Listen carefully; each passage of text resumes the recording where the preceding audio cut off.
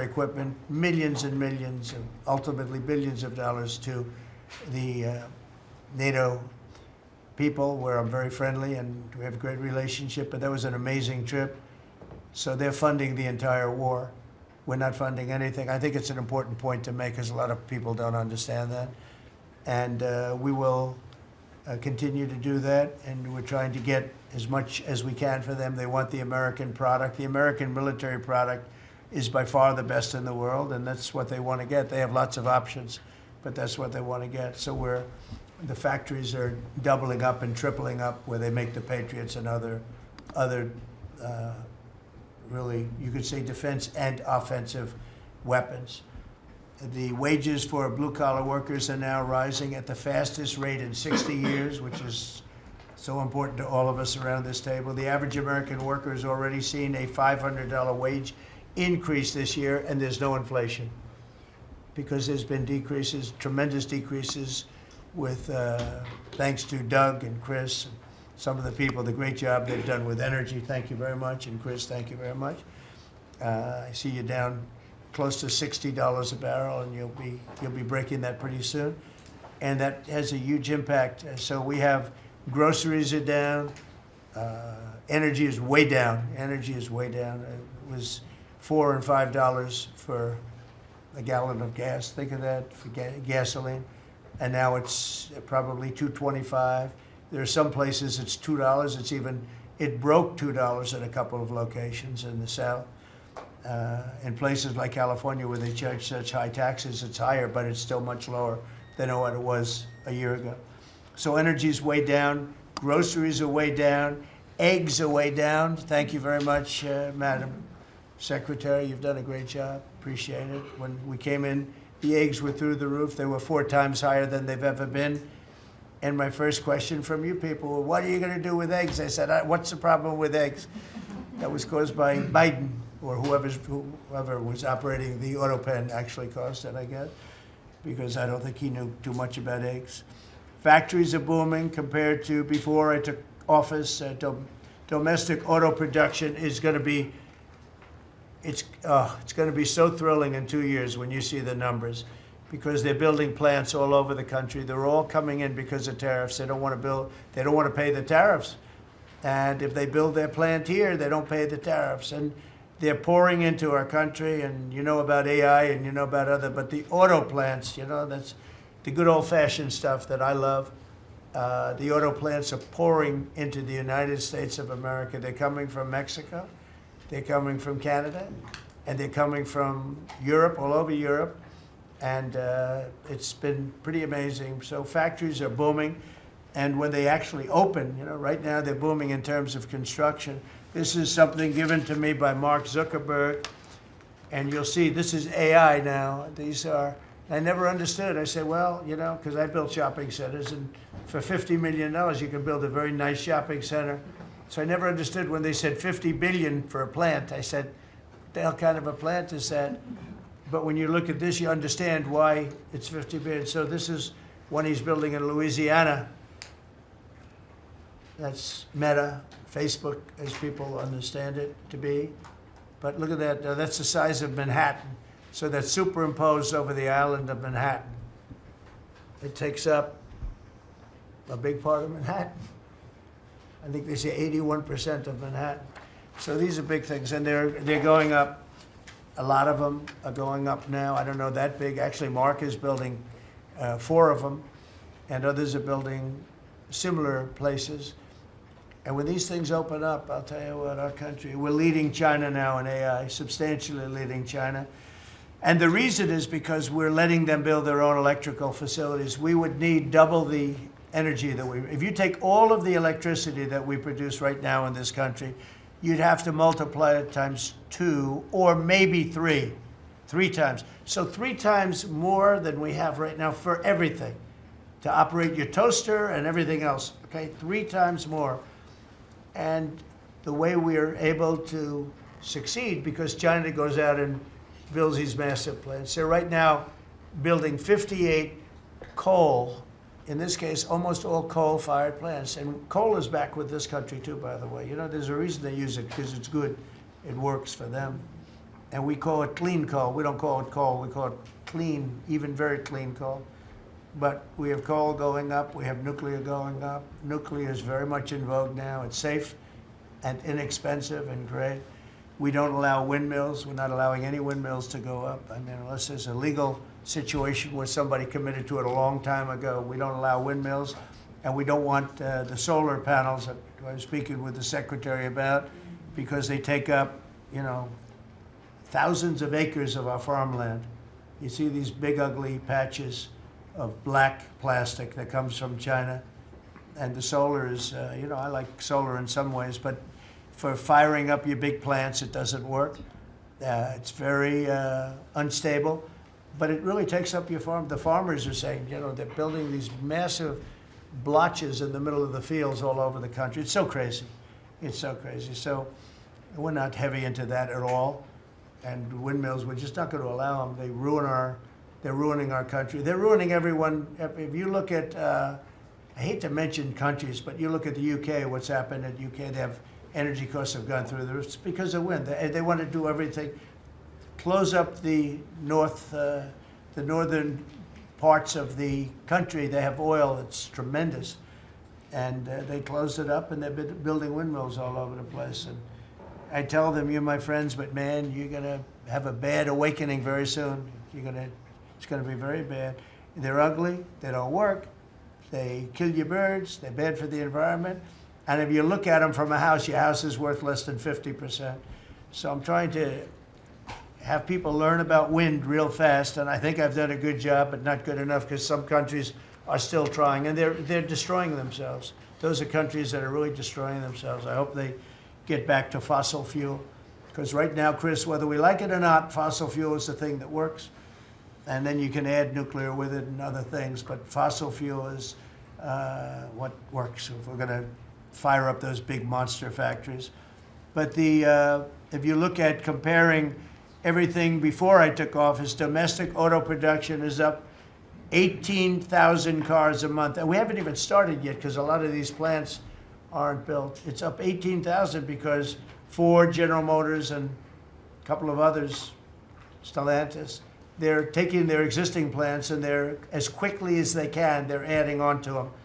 So when their plants open, because they're building big, modern, beautiful auto plants. But think of that, we're up 18,000 cars a month, and essentially all they've done is try and utilize their space correctly as their big plants open up. It's going to be, I hope they remember that it was this way. I hope this table gets a lot of the credit for what's happening. It gets all of the credit, because this would have never happened. We were going out of business in every way. We were losing. All the car plants were leaving this country. Now they're all coming back in, and they are coming from Canada, and they are coming from Mexico, but they're coming from Germany. They're coming from all over the world. Domestic steel production is up by 100,000 tons of steel a week. We have a 50% tariff on steel, aluminum, and various other things. Copper just got brought into the picture, and that means people are going to want to make steel here. We just made a deal with U.S. Steel. As you know, we have an outside company come in, spend $17 billion on building new plants, new everything. It's great, and it stays right here in America. So we're doing amazingly well on steel, and domestic oil production is up by more than 300,000 barrels a day. That's a lot of barrels, and you're going to be talking about that in a second, I think, Chris and Doug. These two people have done a fantastic job, and we have the oil price down to about $62 a barrel. So just so you understand, because a lot of you like to talk about costs and prices, but I watch so much fake information. Product costs are down. Energy is way down. Energy brings things down. You know, with energy, that's what happened with Biden. He stopped our program, and then he went back to it when he realized that it looked like you're going to be paying numbers that nobody's ever seen, like $7 a gallon. You're going to pay $7 a gallon. They were up to $7.5. So then he immediately went back to the Trump plan that they terminated, but it was too late for them. It was too late. They blew it. They had a great thing going. I gave them something great, and they blew it. Since the inauguration, we've created over 500,000 new private jobs. And if you notice, when the numbers come out, government jobs are going down and private jobs are coming up. And that's what really fuels the country. It's easy to hire people and pay them for doing something that maybe is not very productive. But government jobs are down, actually substantially down, and private jobs are way up. And these are the jobs that make money, create a better life. Meanwhile, we've reduced the number of federal bureaucrats by 84,000.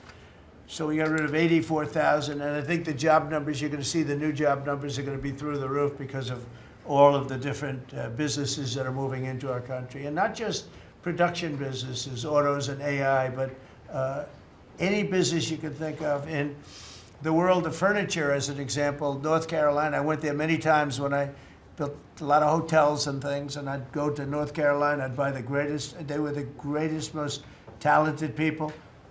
And then China came along and took all of those jobs away. If they would have tariffed them, China wouldn't have taken any of the jobs. We had presidents that, honestly, and I like some of them, but they didn't know what the hell they were doing from a business standpoint, from running the country. And North Carolina, the most talented woodworkers that you've ever seen. I'd be there and I'd watch them. I'd say, I'd like to have a rail in that chair. Maybe, can you fancy it up a little bit? How about this, sir? And they'd hand me a thing. It was like they were artists. They were unbelievable. And that business was stolen from us by others, not only China, but by others. All of a sudden, you're ordering your furniture from China. It was not even close to being as good, but they couldn't compete with it. If we would have said it costs 100% or 200% tariff, you wouldn't have lost one job. It's so sad. But we're going to rebuild North Carolina furniture and other places, South Carolina too, to a lesser extent. They make furniture. But furniture, we're going to put a very substantial tariff on. We've already announced it. It'll be done pretty quickly. And when that happens, everyone's going to start. I just tell you, North Carolina, go out and start getting the grandchildren and the children, start teaching them, because some of those incredible artists that I knew as young people, they're older people now, but they still have the talent and they have time left, but they're going to be teaching their sons and their daughters and their grandchildren, and it's going to be a beautiful thing to see. It's going to happen like magic. It's going to happen without question. It's not like, gee, I hope it happens. It's going to happen. The results of Ford that just announced it's going to create 4,000 new jobs, American jobs. Hyundai, 14,000 jobs. General Motors is moving production of the Chevy Blazer and Equinox from Mexico back to the United States where it belongs. Don't forget, we lost 55% of our auto production over the last 35 years. 55%. We were the auto capital of the world. Like there was nobody even think about challenging us. We lost 55% of it to Mexico, Canada, China, a lot to China, and other countries. And it's all coming back. We will be bigger. A couple of years, we'll be bigger than we ever were. We'll be more dominant. We'll be bigger. We make great product, too. We're starting to make really great product. We're going to be bigger than we ever were. We're going to be at the level that it was when we were the only one that really, we sold to the world. And we're going to be back selling to ourselves and other parts of the world. It's not going to be the same, but it's going to be equally as important as it was in the heyday 30 years ago. But we lost more than 50% of the automaking capacity. In fact, the unions, the auto unions, as you know, the top guy didn't know me, didn't like me, and now he likes me. He says, man, I can't believe what Trump has done. But the auto workers voted for me. They understood better than anybody else. The auto workers, the Teamsters voted for me. Teamsters are great. They all voted for me. No Republican has ever gotten the support of the Teamsters and the auto workers. And now the head of the auto workers, I mean, it's so amazing. I watch them on television there. They can't even believe what happened. And I told them all what was going to happen. We secured new market access for American agricultural exports all over the world. Our secretary is doing a great job. Thank you, Brooke. And we have negotiated historic trade deals with the United Kingdom, China, Indonesia, Vietnam, the Philippines, Japan, South Korea, who was here yesterday, and the European Union. Foreign nations are now paying hundreds of billions of dollars straight into our treasury and numbers that nobody's ever seen before. As you know, we made trade deals with a lot of countries, and many of those countries, just to be able to sit at the table, are paying us hundreds of billions of dollars. We made a trade deal with the European Union. They were rough on us for a long time. And now we have a very good deal. We made that with them. Trillions of dollars is coming into our country. Trillions. Far beyond billions. Our energy product. Energy is great. We have more than anybody else, and we're using it. But the European Union is a done deal, and Japan is done. And, I heard there was a problem with South Korea, but we met yesterday, and they're done. We didn't do anything. We just kept the same deal. He honored the deal. They wanted to see if, well, I don't even want to say it, but they wanted to see if they could do something. But they honored the deal, which is nice. And we cut the previous record-setting trade deficit, I hear just came out. We cut it in half already. We haven't even said, we've only been here really for a few months because, you know, it takes you a little while to fix up the Oval Office and do those things. prepare for the battle, right? So we really only been here for a very short period of time, and we cut the trade deficit in half. Is that right? That's fantastic. I didn't even think we were going to do that. And remember, these are things that are being built. These things, you know, all these numbers up here, they're not open yet. When they open, you're going to see things happen in the United States that nobody's ever seen before, including our country in its heyday. And I had the greatest economy in the history of our country my first 4 years, despite COVID, which was a very unfortunate situation for the whole world. We did a great job with it, never got the credit for the job we did. Operation Warp Speed, people say, is one of the greatest achievements ever in politics or in the military, because it was almost a military procedure. But everybody, including Putin, said that Operation Warp Speed, what you did with that, nobody can believe it.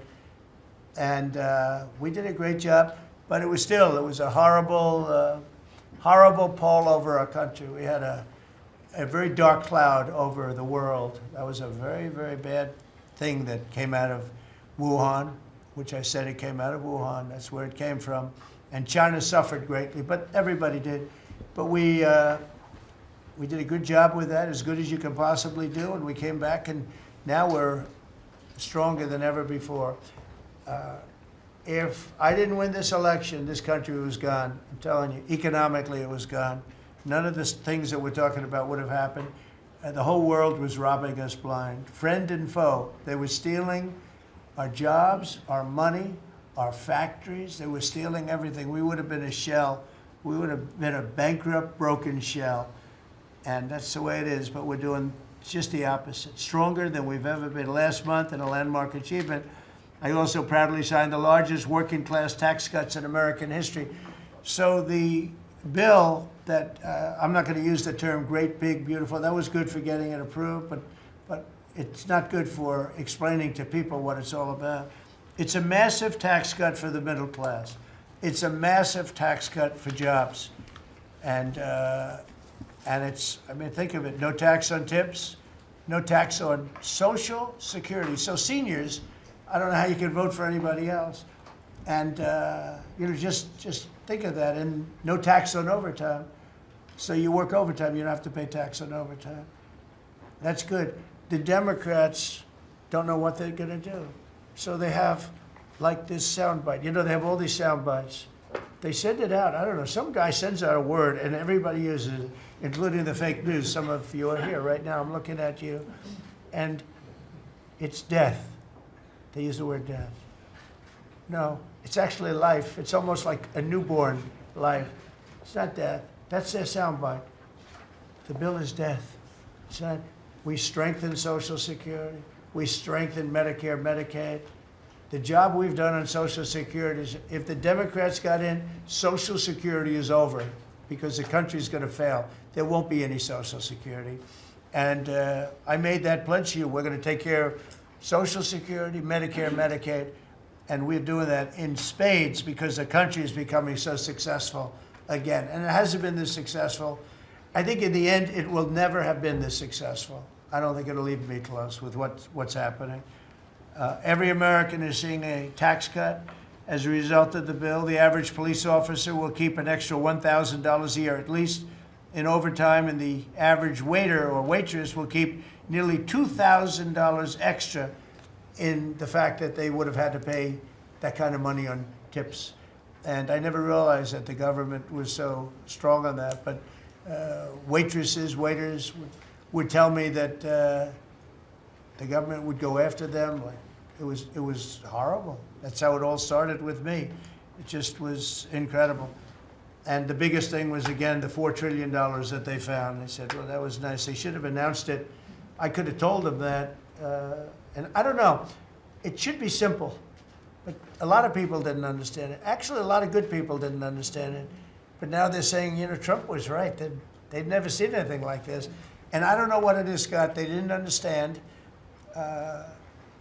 what we were trying to explain to them was going to happen. Everybody's moving back to the United States because they don't want to pay a tax. If they're not here, they have to pay a tax. And it didn't seem that complicated, but it's working at a level that nobody can imagine. You know, this is working $4 trillion, but that's a big number. It's a number that nobody ever heard of before. But $4 trillion is exciting. But that's nothing compared to what's happening, because these places haven't even opened yet. Some of them haven't even started hiring yet. They're under construction. So it's construction jobs, but it's not the big number, and the big numbers, when they open, they're going to be very successful. It's a revolution. We're also working on things to ensure that the awesome power of artificial intelligence is used to benefit all Americans, including American workers and also American children. In that spirit, our wonderful First Lady has just announced a presidential AI challenge. It's going to be a very good challenge, I can tell you. She's put her heart into it, which will inspire the next generation to stay on the cutting edge of this vital technology. This is the new internet, the new computer, the new television, the new everything, all put together in one. This is why when I show you a picture like that, I mean, I show you this. This is a factory superimposed over the island of Manhattan, and you have many of them being built right now all over the country, or soon to start. Some of them. Some of them have started. This one has actually started. That's in the great state of Louisiana. But the First Lady is working very hard on this, and it's an important initiative. And Melania, when she puts her mind to it, nobody can do better. There's nobody. So every young person should go to AI.gov to learn more, AI.gov to learn more.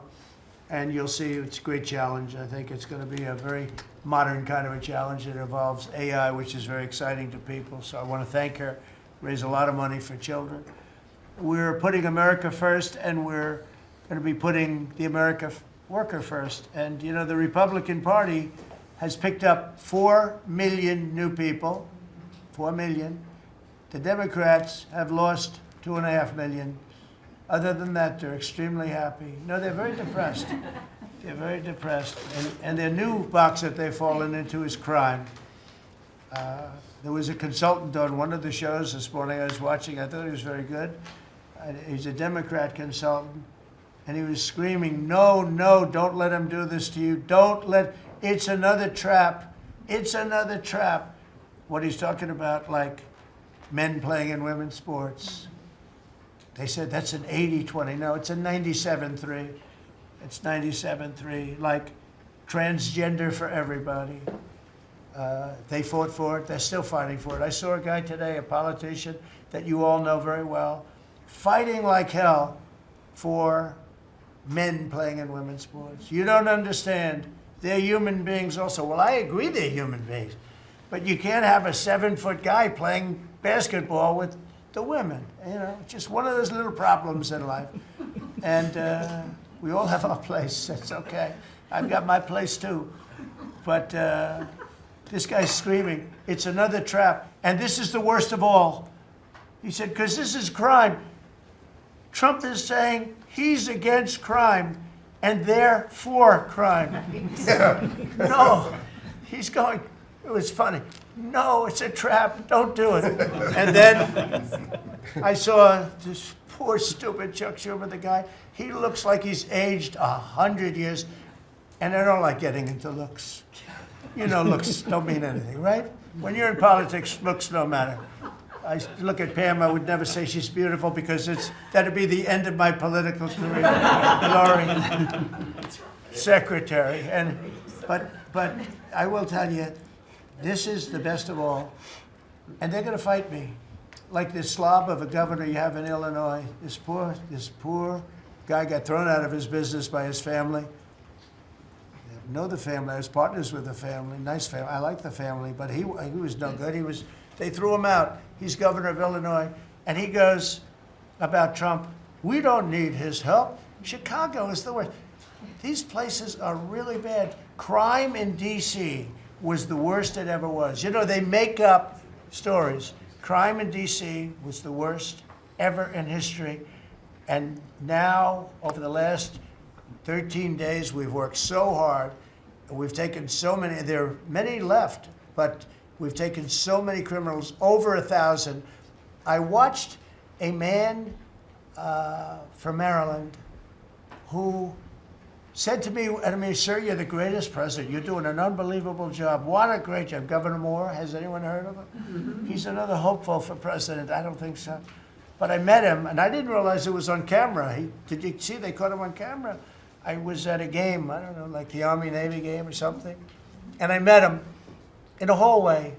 And as usual, you do your job very well. One of these great cameramen had it on tape. But I met this gentleman. I never met him before.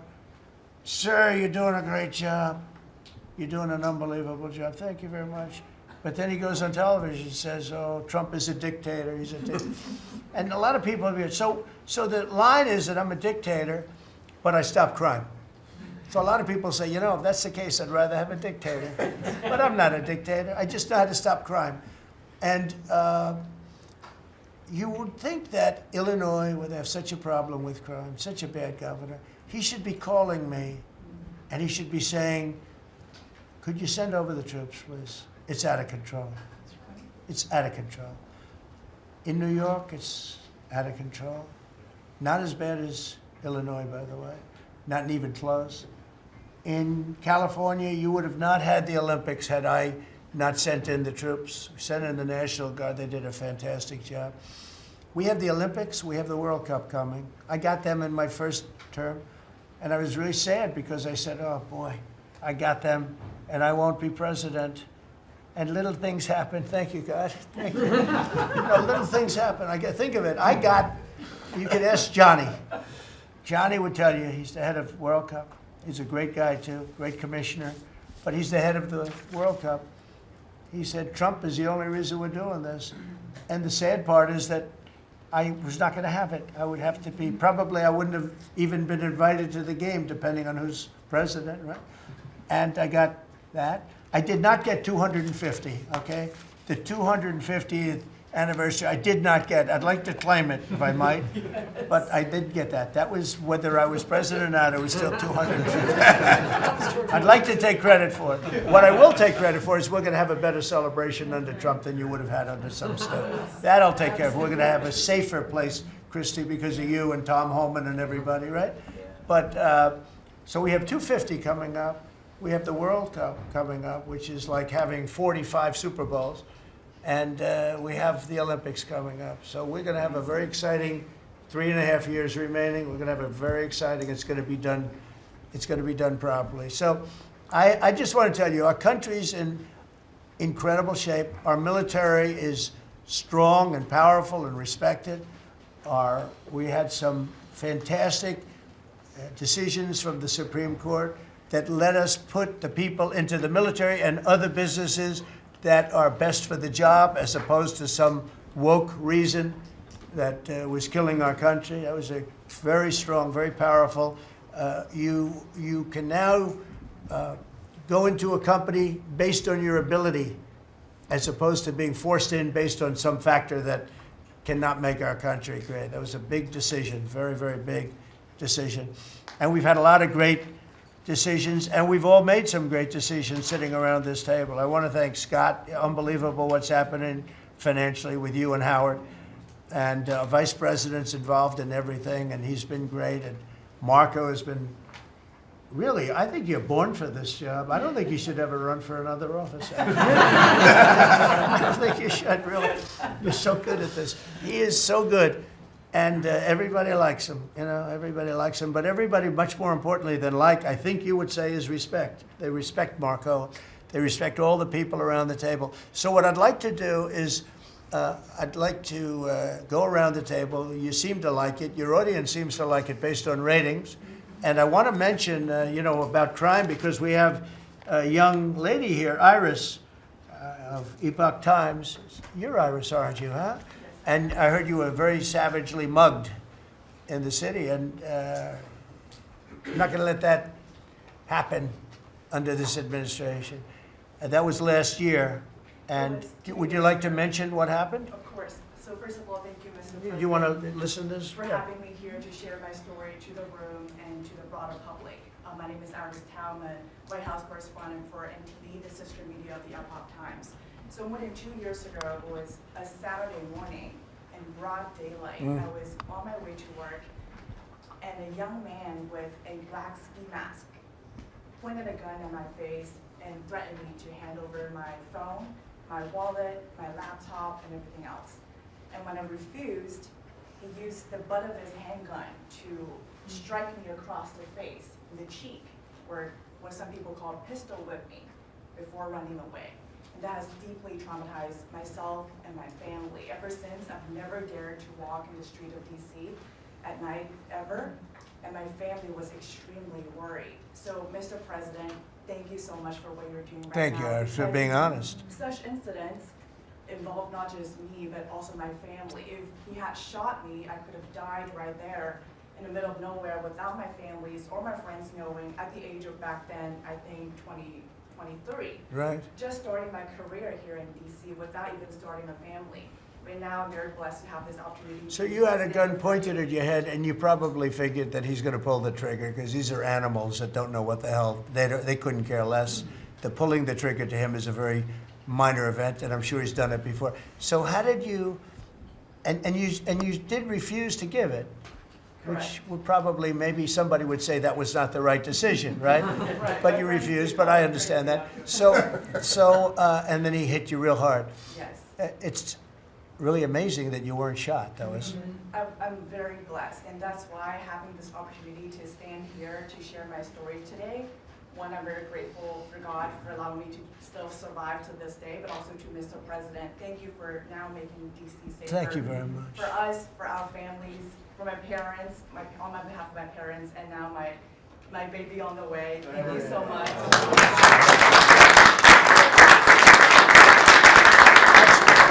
And there are other reporters and journalists, good people, and you don't have to say it, but that have also been attacked violently. And not violently, too, pretty badly. But, and I bet you see a big difference in the streets right now. And this is only 12 days, but people are telling me they're going out to dinner now. They haven't, I told the story of my friend, but I have a lot of friends that are going out to dinner all the time now in DC, and they weren't doing it 12 days ago. They would never even think. One of my friends went out 5 times. It was 4 times the last time I told. Now it's 5 times.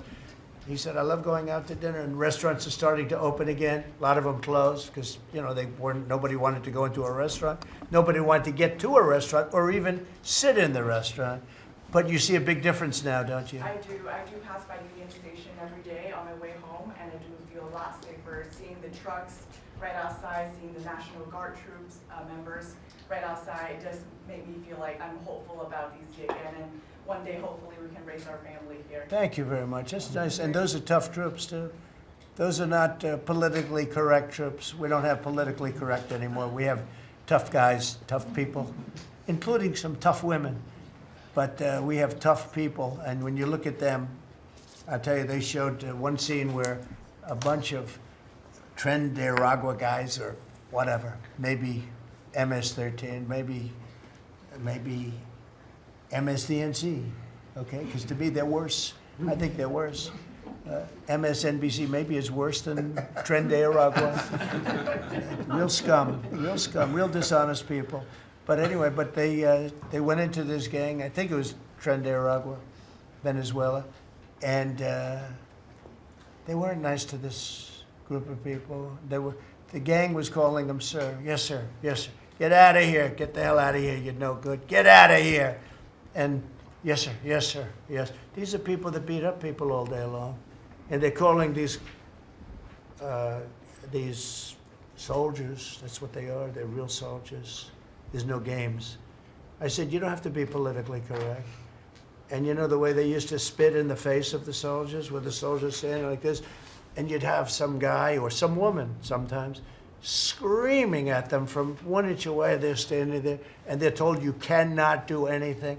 And they start spitting, actually spitting in their face. And I said, you spit, we hit. And they're totally authorized to do that, all of those things. But your story is great, and there are other stories here, but they don't have to tell them. But some people are ashamed to tell them. They don't want to tell them. But it was like a jungle. And it's not a jungle anymore. And it's going to get so good that this will be the safest capital there is. It'll be one of the safest places in our nation, anywhere. And right now it's one of the most unsafe places, but not now. 12 days ago, it was the most unsafe place in our nation. And they have to stop issuing false crime numbers because I mean, I heard the mayor, and I like the mayor, you know, fine. I don't care if I like her or not. If she did her job, I wish she were a horrible person who did her job. But she's probably nice, I guess. I don't care. I want her to do a job. But they issue false numbers. She said, crime is down, you know, before we got, now they can say crime is down. Crime is very much down. But what they did is they issue numbers. It's the best in 30 years. Not the best. It's the worst. It's the worst. It's much worse. And they gave phony numbers. And then they fired the man who didn't want to write the phony numbers. He got fired. And I guess that whole situation's under investigation because it's a very important thing, Pam. I mean, if they're going to give these phony numbers, it's a false feeling that you get crime. You have to do something about it. And you can't go around saying, "Oh, Washington D.C. safe," if it's not. It's going to be very safe very soon. It's very safe right now. You're going to go out, have dinner. People are going out all over the place. They're walking. I have people that work in government, strong, tough cookies. They can take care of themselves. But it doesn't help to have big, strong muscles. And I work out. If a guy's over there with a gun shooting you in your face, you can be the strongest guy in the world. A guy has a gun, shoots you in the face. It doesn't matter how much you've worked out, how many weights you've lifted, how hard you work. And so we have the toughest guys and we have the best guys. And I'm willing to go to Chicago, which is a big trouble, but we have a governor that refuses to admit he has problems, huge problems. Baltimore, Wes Moore was telling me I want to walk with the president. Well, I said, I want to walk with you too someday, but first you got to clean up your crime because I'm not walking in Baltimore right now. Baltimore is a hellhole. And this guy, I don't even think he knows it. He's another candidate for president. Between him and Newsom, you got some real beauties, I'll tell you. But if we didn't go into Los Angeles, you wouldn't have the Olympics, in my opinion. You wouldn't have the Olympics. We went in, and the sheriff, the boss, said, thank God they're here. You could see his tape. He said, we were not able to control what was happening. That was the sheriff. And he said it loud and clear. And you know, they're suing us for going in and cleaning up crime. And yet their own sheriff said, on the first or second night, he said, we could have never handled. That was going to be, you were not going to have the Olympics or the World Cup, because that would be, there wouldn't be anything left. They shouldn't have lost 25,000 houses. The water was turned off from the Pacific Northwest. And I was after them in my first administration, turn on the water, turn it on. Nobody could have believed this could have happened. But they had no water in the fire hydrants. They had no water in the sprinkler systems that people put up in their ceilings. There was no water. And yet we have tremendous amounts of water. They send it all into the Pacific Ocean, trying to protect a certain little fish that's not doing well because it doesn't do well without water either. And it shouldn't be a protected because it shouldn't be a protected species. But I think that's actually just an excuse. I actually think these people are sick. There's something wrong. So we send hundreds of millions of gallons of water a day into the Pacific Ocean. They turn a valve, and the valve heads out, and we turn the valve back. I actually had to do it using force. We turned the valve back, and now they have water, but not as much as they should have, because they should, and I'm telling Gavin Newsom by this conversation right now, turn the rest of the water on. Turn it on. So things are done that are so sad in this country. Lack of common sense. I like to say the Republican Party is the party with common sense. We're smart, we're sharp, we're this and that. They're smart, but they're radical left people. And they can't help it. They're very smart, but they're radical left, and they're destroying our country, but they're not going to destroy it anymore. So we picked up millions of people in the Republican Party. They lost millions of people, and I think we're going to do very well in the midterms. And I just want to say one other thing, and that's medicine. The cost of medicine all over the world is much cheaper than the United States because for years the world pushed us around, including our friends. And you go to Germany, you go to England, you go to different places, and you go to a store, and it's sometimes 10% of what we pay in the United States because they said, nope, we're not paying any more. You charge the United States. This went on for 25, 30 years. And I invoked favored nations. I said, I want to pay the same as they're paying. And Bobby Kennedy is doing a good job, and Dr. Oz is doing a good job. And I asked them, I mean, other than the basics that they're doing on autism and other things, which we got to solve that problem because it's crazy what's happening, it's out of hand. But this is the most important thing that can be done is favored nations, Bobby. And we're not talking about a 25% cut or 50. We're talking about a 1,500% cut because people go to Europe to buy drugs, and they come back with drugs, prescription drugs, normal, not, I don't mean the bad drugs, I mean prescription drugs, because you can buy them for 10%, 15%, 20% of what. So they're going to go up in price. And I told the countries, and I get along good with all of them. I mean, you could ask I get along good with all of them. But I said, you know, I told them, I said, you're going to go up a little bit because it's the world. It's the world. So more people in the world than we have. We're going to go down a lot, and they're going to go up a little. And it's called equalization. We're going to have equalization. So we pay the same price as the lowest drug sold anywhere in the world. And I think, Bobby, that's going to happen pretty soon. The companies are ready for it. They had to go for years. I was with a very great gentleman from Eli Lilly. I think he's an incredible executive. I mean, I'll mention the company and I'll mention him because we had this argument my first term, and then we had it in my second term. In my second term, I wouldn't stop until I won the point, and he threw up his hands. He says, you're right, I can no longer defend it. I can no longer defend that a pill that's made by Johnson & Johnson in a factory, in the same factory in the United States versus a place in Europe or other places, including Canada, by the way, you could buy it for 10% or 15% or 20%, the cost of what we're paying. Where we'd pay 5, 6, 7 times more money. He said, it's the hardest part of my job defending that. I'm not going to do it anymore. I'm saying that we have to get down to business. And that's a great company. He's done a great job, and I appreciated it. And it really broke the ice because they were saying, well, we have to do research and development. Well, you have to do it for Germany and all these other countries too. Well, they think the United States should bear it. I mean, I heard this stuff and I finally said, it's over. Now, you have to have somebody that can get these countries to do it. I told them, if you don't do it, we're going to charge you a 25% tariff on everything you send into our country. That's much more money than what we're talking about. Then we have to get the drug companies to do it, and they'll do it because we have tremendous power over the drug companies too. So we're going to get it done. I just hope we get it done fast, Bobby, because this thing should go fast. But we're going to get the cost of medicine is going to be 1,000%. Think of that. Not 2%.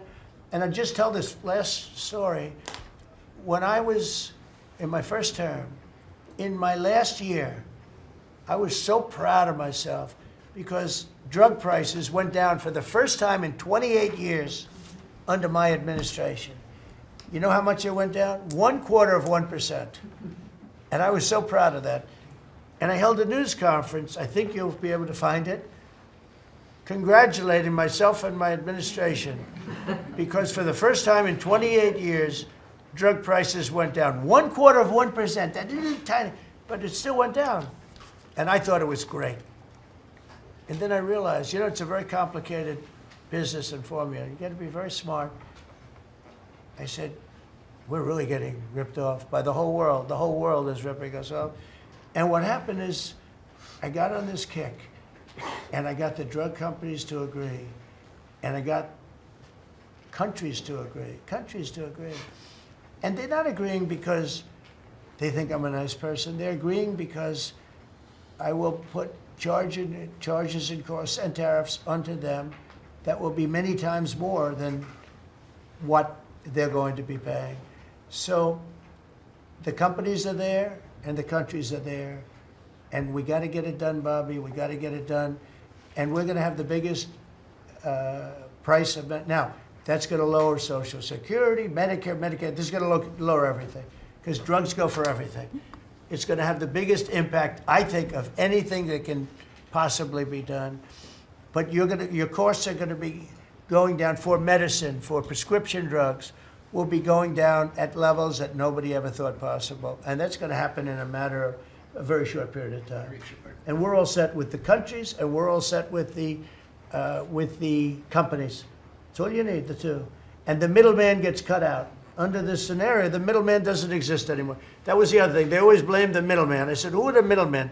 Nobody knew who the middleman was. You know, That's right. they had the most complex formula. It was genius, but they didn't get away with it. So I'm counting on Bobby. Do you want to start, Bobby? Maybe we'll start with you. You can start with that and then go on to what we're talking about. We are deep into MFN negotiations, most favored nation status negotiations with 14 companies. Howard Lutnick is a breath of fresh air, and I think he's going to help us get across the finish line with the leverage that we have from tariffs. They're smart. Don't let them get away with it, Howard. Well, the combination of Bobby's MFN and the 232 Pharmaceuticals, which we launched together, Right. when you put those two together, it really gives Bobby the tools to go execute your plan. So I'm supporting Bobby as he executes his plan. Good. Right? Yes. And this cabinet meeting is supposed to be about working Americans and bringing jobs back to this country, and particularly rural America. And I want to mention the big, beautiful bill. Right now, we spend 7% of Medicaid dollars on rural hospitals. So they're getting the short end of the stick. It's about $19 billion a year. Under the Rural Transformation Program, we give them an extra $10 billion a year. So we're raising an infusion of cash to rural hospitals and rural communities by 50%. It's going to be the biggest infusion in history, and it's going to restore and revitalize these communities. And we can't survive as a nation if we don't honor our rural communities, which are the source of our values, our virtues, our character, our economy, our food. And you are bringing that back. You are bringing those communities back. I wanted to talk, because you mentioned the wind farms, we now have an interdepartmental coalition, a team, which is Doug Burgum and Howard Lutnick and Chris Wright and Pete Hegseth. We're all working on this issue. And Lee, sorry, Lee. We're all working together on this issue. We're meeting together. There are right now 11 wind farms planned that were launched during the Biden administration. Between Maine and Virginia, it's 1,130 towers. These towers are twice the size of the Washington Monument. The blades on them They're are massive. It's so crazy. the Go ahead. blades are 350 feet long, one blade. One of these blades blew up on Nantucket last summer, and the water was filled with shards of glass, of sharp glass, so it's dangerous to swim. They had to close the beaches, but they have indemnified themselves so the local communities can't sue them. None of these projects are bonded. If you build an oil derrick in the Gulf, you got to put a bond down. There's no bond for dismantling them, and that's one of the tools that Doug is now using to challenge some of these projects. None of the cost of energy from these projects is 39 cents a kilowatt hour. The average cost in this country is 17 cents per kilowatt hour. And natural gas is 3 cents. Right. So it is the most expensive energy. I've been representing commercial fishermen for 40 years. They are so excited about what you're doing, Mr. President, because their fisheries are being wiped out. As soon as they begin construction, the groundfish fisheries just disappear. The fish leave the area. They've killed 160 whales in the last 2 years. So they're wiping out the whale population, the Atlantic whale population, the big whales, the minkies, the gray whale, or the humpback whales, the right whales. And you are going to save the whales on the East Coast because of this. And you're going to save these economies that are based upon commercial fishing. I'll say one other thing about fishing. We are now, the South Asian nations are now dumping shrimp on our country. The shrimp is heavily contaminated. We just stopped a shipment that was contaminated with cesium-157, which is radioactive. They're farming these shrimps, and they use bactericides and antibiotics and all kinds of chemicals, and the shrimp are so contaminated that the European nations won't take them, so they're dumping them all here, and they're putting out of business. We have the most sustainable, highly regulated fishery in the world. What our fishermen do is a good thing. And all of the trawlers in the Gulf and Alaska are being shut down because we're getting shrimp dumped here. So we have now increased FDA inspections of shrimp to make sure that Americans are not buying and eating contaminated shrimp and putting our shrimpers out of business. I talked just very briefly, we have an historic agreement on pre-authorization. We brought together 80% of the insurance industry, which has agreed to, for 80% of diseases and injuries, give immediate pre-authorization so that when you go to your doctor's office and he prescribes you a new knee or whatever it is, you will immediately know whether your insurance company is going to pay for it. This is an historic agreement. People have been trying to do it for decades, and we, because of your leadership, brought the insurance industry together and got them to voluntarily agree to do this. Similarly, we've made another historic agreement with personal health records. The 60 biggest tech companies in our country have all agreed to allow Americans for the first time access to their personal data, which they own, which these companies have been monetizing without permission. You're going to be able to see by next year all of your health records on your cell phone. It's going to save lives. It is going to fuel an infusion of technology into that space where people can access those records. They can compare their diet to what they personally need, and we'll have personalized medicine. We are doing price transparency. You passed this during your first term, and then the Biden administration refused to enforce it. We've now brought at HHS, under your leadership and my leadership, more enforcement actions than during the entire 4 years of the Biden administration. Right. So we're going to have that kind of price transparency. I'm working with Linda on forcing medical schools and the MCATs, the people who administer the MCATs, the people who do accreditations, to put nutrition into medical school education. Right now, 25% of the doctors in this country do not feel competent to give nutritional advice. 70% of diabetes cases can be reversed or ended if you just change people's diets, and the doctors don't know how to advise it. They only know how to prescribe the drugs. We are going to change that, so if you come out of a medical school under the Trump administration, you are going to know about diet. And then finally, most importantly, the Pete and Bobby Challenge. I want to give an update. I got 5 minutes and 48. It's 100 push-ups, 50 pull-ups, and you try to do it within 10 minutes. I got 5 minutes and 48 seconds. Pete beat me. I'm still bitter at that. 5 minutes and 25. The cabinet leader is Scott Turner. You beat me there. Wow. That's You good. got 5 minutes and 15 seconds. I'm waiting for reports from the rest of the cabinet. The only exemptions currently existing is if you can hit a 50 at Bedminster, which President Trump did with Bryce and DeChambeau, so he's the only one exempt in this room. Everybody else. That's great, Bobby. Bobby, autism, if I could, I don't want to go too long because we have a lot of people, but the autism is such a tremendous horror show, what's happening in our country and some other countries, but mostly our country. How are you doing on that? We are doing very well. We will have announcements as promised in September. We're finding certain interventions now that are clearly, almost certainly causing autism. And we're going to be able to address those in September. It's such a big day. I'm looking forward to that day because there's something wrong when you see the kind of numbers that you have today versus 20 years ago. And those numbers, what are those numbers, Bob?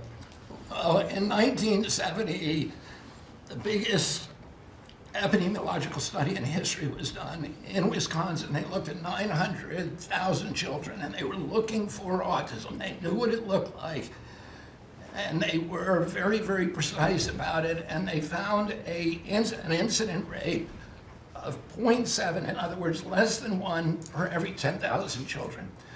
Today, our most recent numbers are 1 in every 31 kids. It's probably actually much worse than that because California, which has the best collection system, is reporting 1 out of every 19 children, American children, has autism, 1 in every 12.5 boys. So it's gone from less than 1 in 10,000 in 1970 to 1 in 12.5 boys. Think of today. those numbers.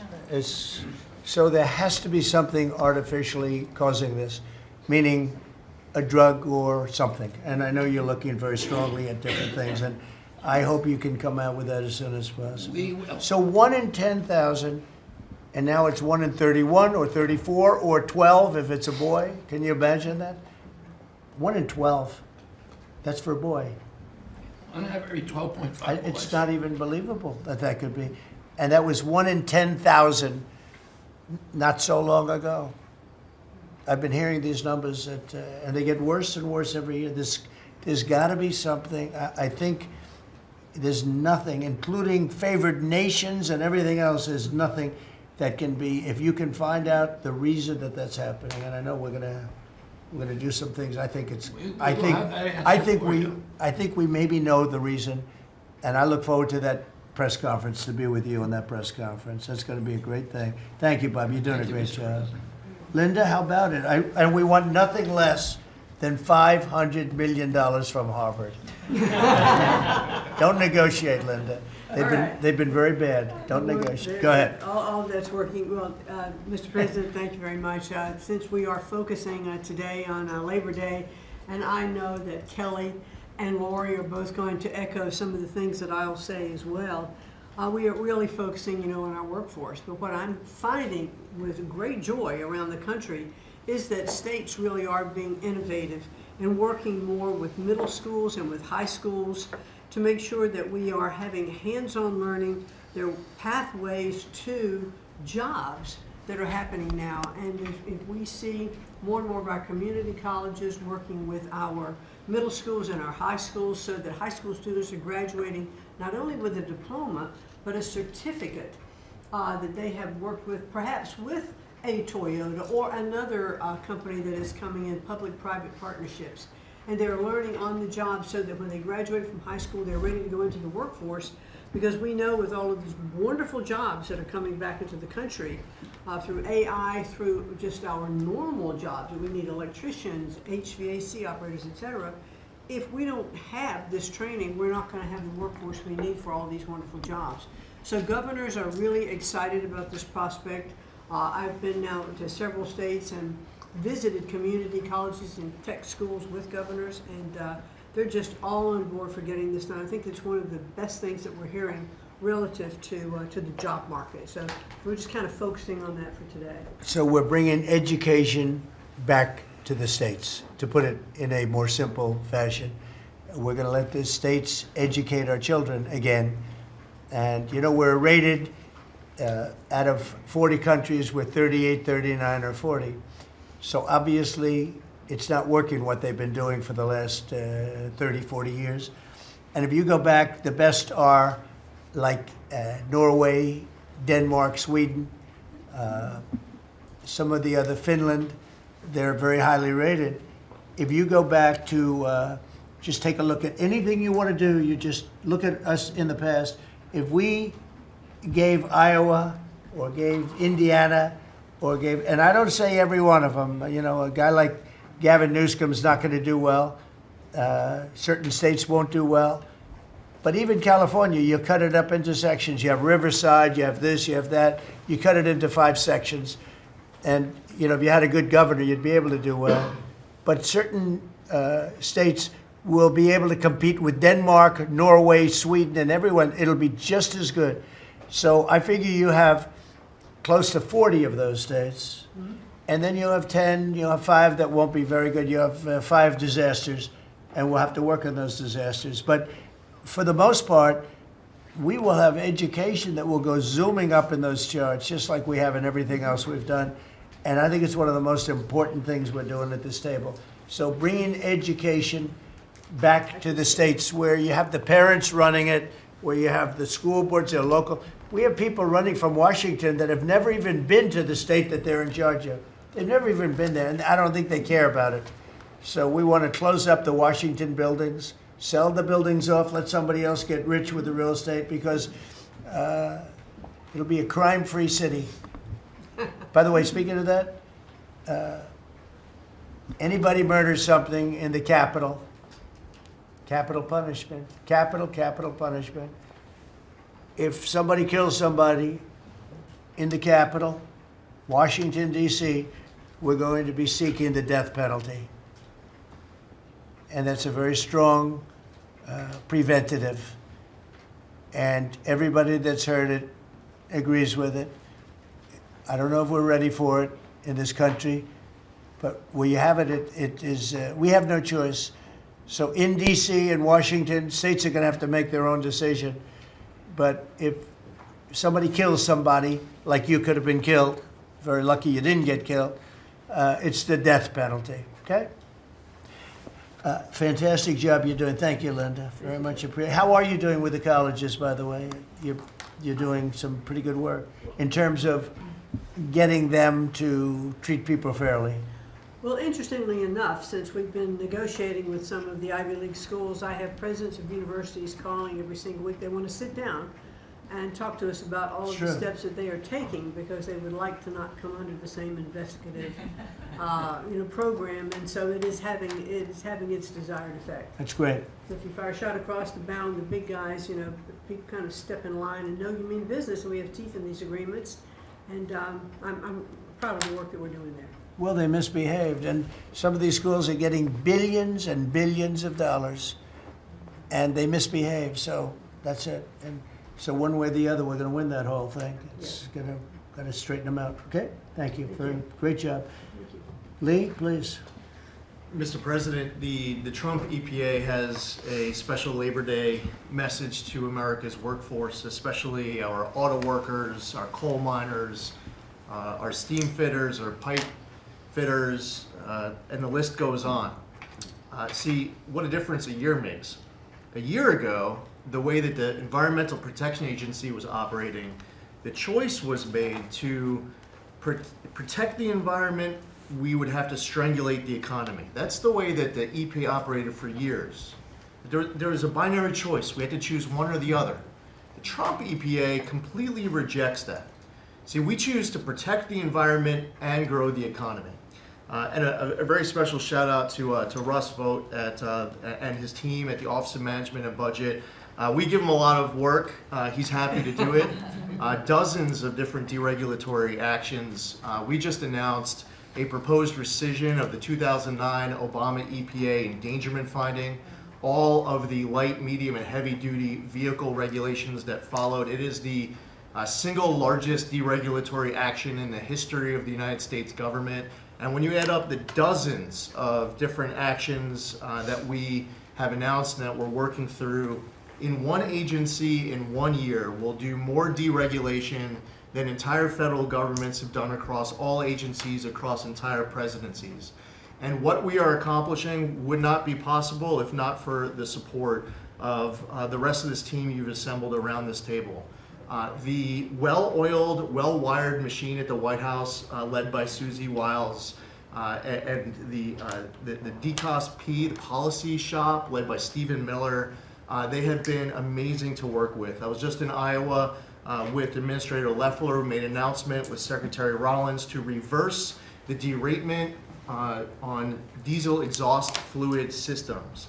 Mr. President, you said you wanted water flowing faster. Working with the Secretary of Energy, we've done our part to do that, to get gas cans flowing faster, to stop that annoying start-stop feature in vehicles. See, people out there might say, well, why are you focused on all of these little things? If it's little to you, it doesn't mean that it's not a very big deal for millions of other Americans. The charge was clear when you called me in November and you asked me to do this job. Clean air, land, and water for all Americans. Unleash energy dominance. Advance cooperative federalism, permitting reform, make America the AI capital of the world, bring back American auto jobs. What we are accomplishing now, again, wouldn't be possible if not for your leadership. I'm grateful to the American people for electing you and our amazing Vice President. I was just in Mexico City announcing and signing on behalf of the Trump administration an agreement with Mexico for a permanent solution for the Tijuana River sewage crisis, which you have been so outspoken and passionate about in our conversations. It would not be possible if not for Secretary Rubio, Deputy Secretary Landau, U.S. Ambassador to Mexico Johnson. The team at the State Department has been incredible. The work with the NEDC on permitting, to be able to get new pipelines built, to get new factories started. The list, it's amazing. So, you know, somebody out there might not realize the relationship between the Environmental Protection Agency and the Department of Defense. The amount of work with Secretary Hegseth and the Army Corps, from responding to the LA wildfires, to getting more water flowing in California, which is also something that Secretary Burgum is involved with, to helping the farmers, the ranchers and landowners to revise the waters of the United States definition so they don't have to go hire an attorney or a consultant to tell them whether or not a water on their property is subject to federal regulation. Thank you for putting this entire team together. It's an honor to be at the Trump EPA, where we choose to both protect the environment and grow the economy. It's a very happy Labor Day for America's workforce. And Lee, in Los Angeles, if you could, because of the fires, Lee was there, and as you know, we have very strict federal rules having to do with the rebuilding of those houses. And Lee was able to get the approvals done for everybody immediately. It was so fast, nobody could believe it. And the mayor and the governor still haven't gotten them their approvals. And they're going to have riots out there for that reason. These are great homeowners. They want to build their house. They can't get approved because you have the mayor, Bass, who has no idea what she's doing. And you have a governor who is just such a bad governor. And the people are unable to build their house. The toughest permit to get was the federal permit by far. And yet he got them all in a short period of time after the fire. How long did it take? Well, Mr. President, you came in, signed an executive order, and told the EPA that we had less than 30 days to complete our hazardous material removal, which the initial response, once all of our heart rates went down a bit, was just to figure out how to get it done. We got it done in just less than 30 days. The Army Corps of Engineers then comes in for the debris removal. The federal government, in clearing over 13,000 properties that were destroyed because of these wildfires. We've got to the point today where property owners all across Los Angeles, they're grateful to the Trump administration. They're happy that we did our part, but they are desperate to rebuild. And there is not a single green light approval that they are waiting for from the Environmental Protection Agency. The EPA and the Army Corps of Engineers proudly have done our work. It's important for those local officials to let these property owners build on their land. It's their property. It doesn't belong to the mayor of Los Angeles. and they need to represent their people better. They're ready to build. When will they have their permits from Los Angeles? Well, here's the problem, Mr. President, is that they have been ready since the moment we were done with the federal part. I mean, well, I was visiting a week after. Actually, I thought my first trip was going to be to Los Angeles. However, the moment I got confirmed, the vice president said, "You're going to East Palestine right away." So that actually ended up being the first visit because the vice president's so passionate about that from the great state of Ohio. Then we went to Los Angeles from there. We're talking about the beginning of February, where we were meeting with property owners already. They were already all set up. They had the contractors. It was the beginning of February, and they were waiting for green lights from Los Angeles to be able to go onto their property and start rebuilding. Some of the same people who were waiting for a green light ready with the contractors at the beginning of February are still waiting now in the middle of August. Let these Californians rebuild. And they're talking about also taking away some of the properties and building low-income housing on those properties. They're going to have problems like they've never had before. These people don't know what they're doing. So we have all our permit, everything the federal government has to do was done long ago. They should have been, I went to a town hall with Lee, but we were there and the mayor was saying it would take 2 years, maybe 3 years to get this approved. I said, no, not 2 years, 2 days. They should have it in 2 days. And I toured the site and I met 100 homeowners, all standing in front of this site a couple of days after the fire, and they were ready to go right then. They wanted to just build right then. And the city won't let them do it. Los Angeles, I don't think it's that they won't. I think they're incompetent, okay, to be honest with you. I think they just don't know how to go about it. It is so badly run by Newscomb and by Mayor Bass. Mayor Bass, she was in Africa during the fire. She knew the fire was starting to rage, and she decided to take a trip to Africa. These people they're just bad. You know, you talk about make America great again. They could never make America great again, but we are doing that. Congratulations, you found some interesting things, Tulsi. Sir. She's becoming a bigger and bigger star every day.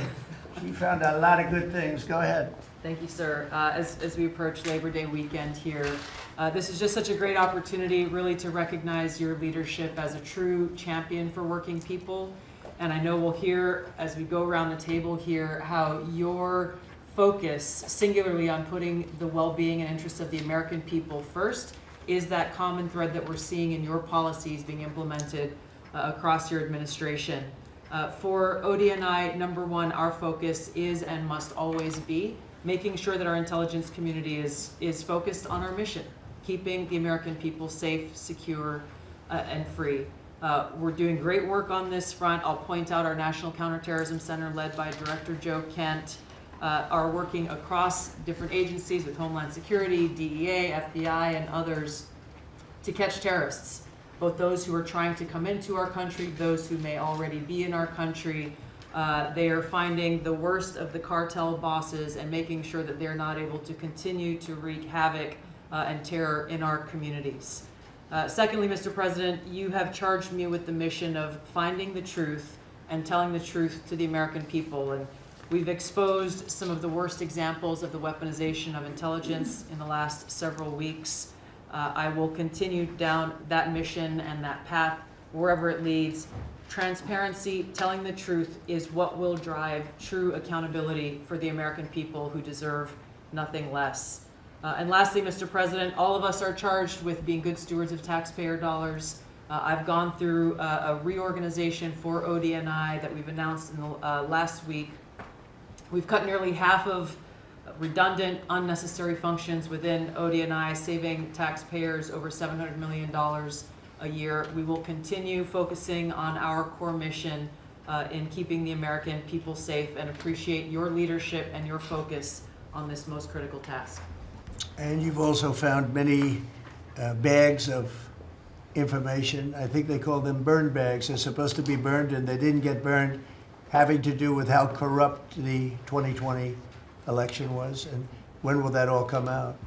Mr. President, I will be the first to brief you once we have that information collected. But you're right, we are finding documents literally tucked away in the back of safes in random offices in these bags and in other areas, which again speaks to the intent of those who are trying to hide the truth from the American people and trying to cover up the politicization that was led by people like John Brennan and James Clapper and others that have caused really immeasurable harm to the American people and to our country. Great job. Thank you. We look forward to hearing it. The public looks forward. Thank you very much. Administrator? Thank you, Mr. President. Well, everyone knows there's no stronger advocate for hardworking American families than you, sir. Thank you for the largest tax cut in American history for working families. The average family of four is going to save about $10,000 take-home pay more a year. And what we're seeing is an increase in the child tax credit, the increase in the standard deduction. Hardworking families are going to benefit from this bill, and small businesses. There's no bigger beneficiary than Main Street, because small business makes up 99% of all businesses in this country. I've traveled to nearly half of our states, 24 unique states. I've made 40 state visits. In fact, I was with our great vice president at a small business manufacturer in Georgia last week. I was with a trucking company in Ohio. I was in Michigan at a motorcycle manufacturer. The return of Made in America is going to be driven by small businesses, because 98% of all of our manufacturers in America are small and medium businesses, 600,000 factories that employ 5 million people. And as Secretary McMahon mentioned, this work-based learning that is going on in professional and trade schools is real. I've visited them from Utah to Maine to Georgia and seen this revolution in education happening. So small businesses need skilled labor. Now that you solve for inflation, for the taxes, every Democrat voted for a $4 trillion tax increase on the backs of hardworking Americans. And so you prevented that. And now we've got fair trade. And thanks to Administrator Zeldin, we're seeing deregulation. I mean, this diesel exhaust fluid crushed farmers and construction and other heavy industry. So rolling that back makes a real difference for small business. And your domestic economic agenda is amplified through small businesses, which is why small business optimism is above its 53-year average, finally. And so Main Street appreciates it. What Main Street wants now is a rate cut. They feel burdened by high interest rates. They would grow higher and expand more if they could, but the interest rates are really hurting them. And finally, I want to say thank you for your executive order on debanking. We're about to announce a major investigation on debanking. It happened to you and your family. It happened to me. It happened to thousands and thousands of Americans, and unfortunately, disproportionately on those that had conservative values, on Christians, on pro-life, on 2A businesses. And so we're going to be talking to the banks about that. The SBA operates the largest government business loan program in the federal government. We have a network of 5,000 banks. So we're going to be making sure that that never happens to anyone again. Great job. You're doing a great job. Thank you very much. Christy? Well, Mr. President, first of all, thank you for the opportunity to work for you. And you committed when you ran for president to make America safe again. And today, the average family and individual that lives in this country is safer than they've been in years because of what you've done.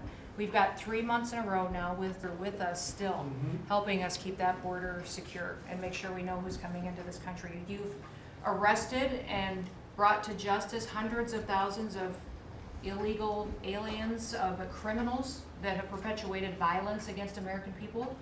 Sir, you've had 1.6 million people voluntarily go home to their home countries that were here in this country illegally. Because of your strong message and you enforcing the law, they decided to go home on their own so that they could come back the right way someday and be American citizens. But what I think is one of the most remarkable statistics is that under Joe Biden's administration, 88% of new jobs went to foreign-born individuals. Under your administration, 2.5 Americans have jobs today that they didn't under the previous administration. And they have those jobs because you created opportunities. You made this country safe, you opened up the economy, you enforced the law.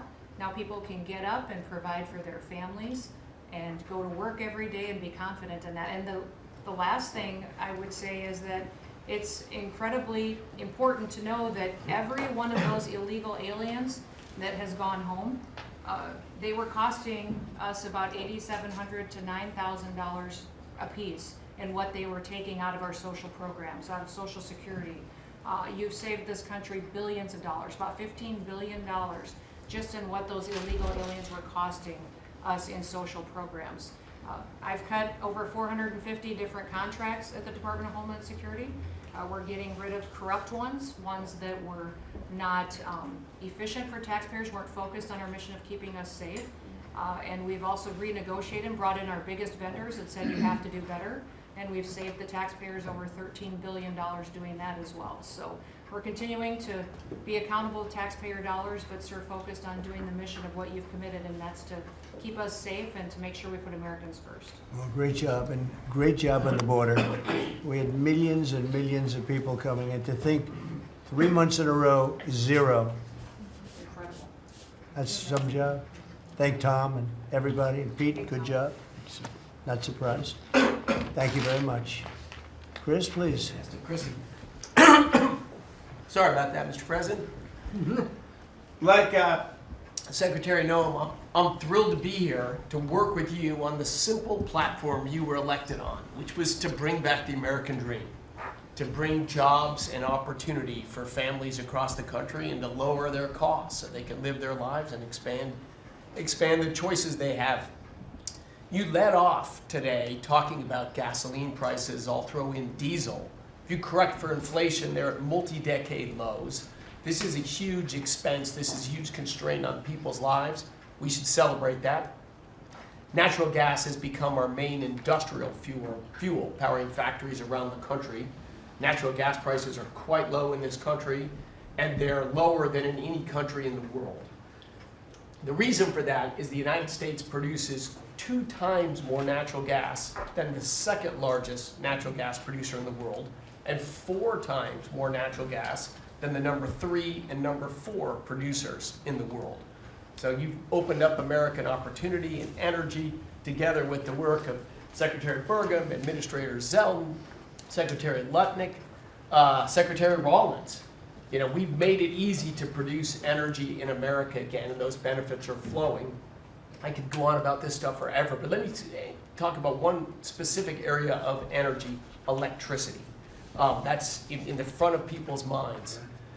When the day you were inaugurated, we get hold of all the data. We can look at the resource plans of utilities across the country.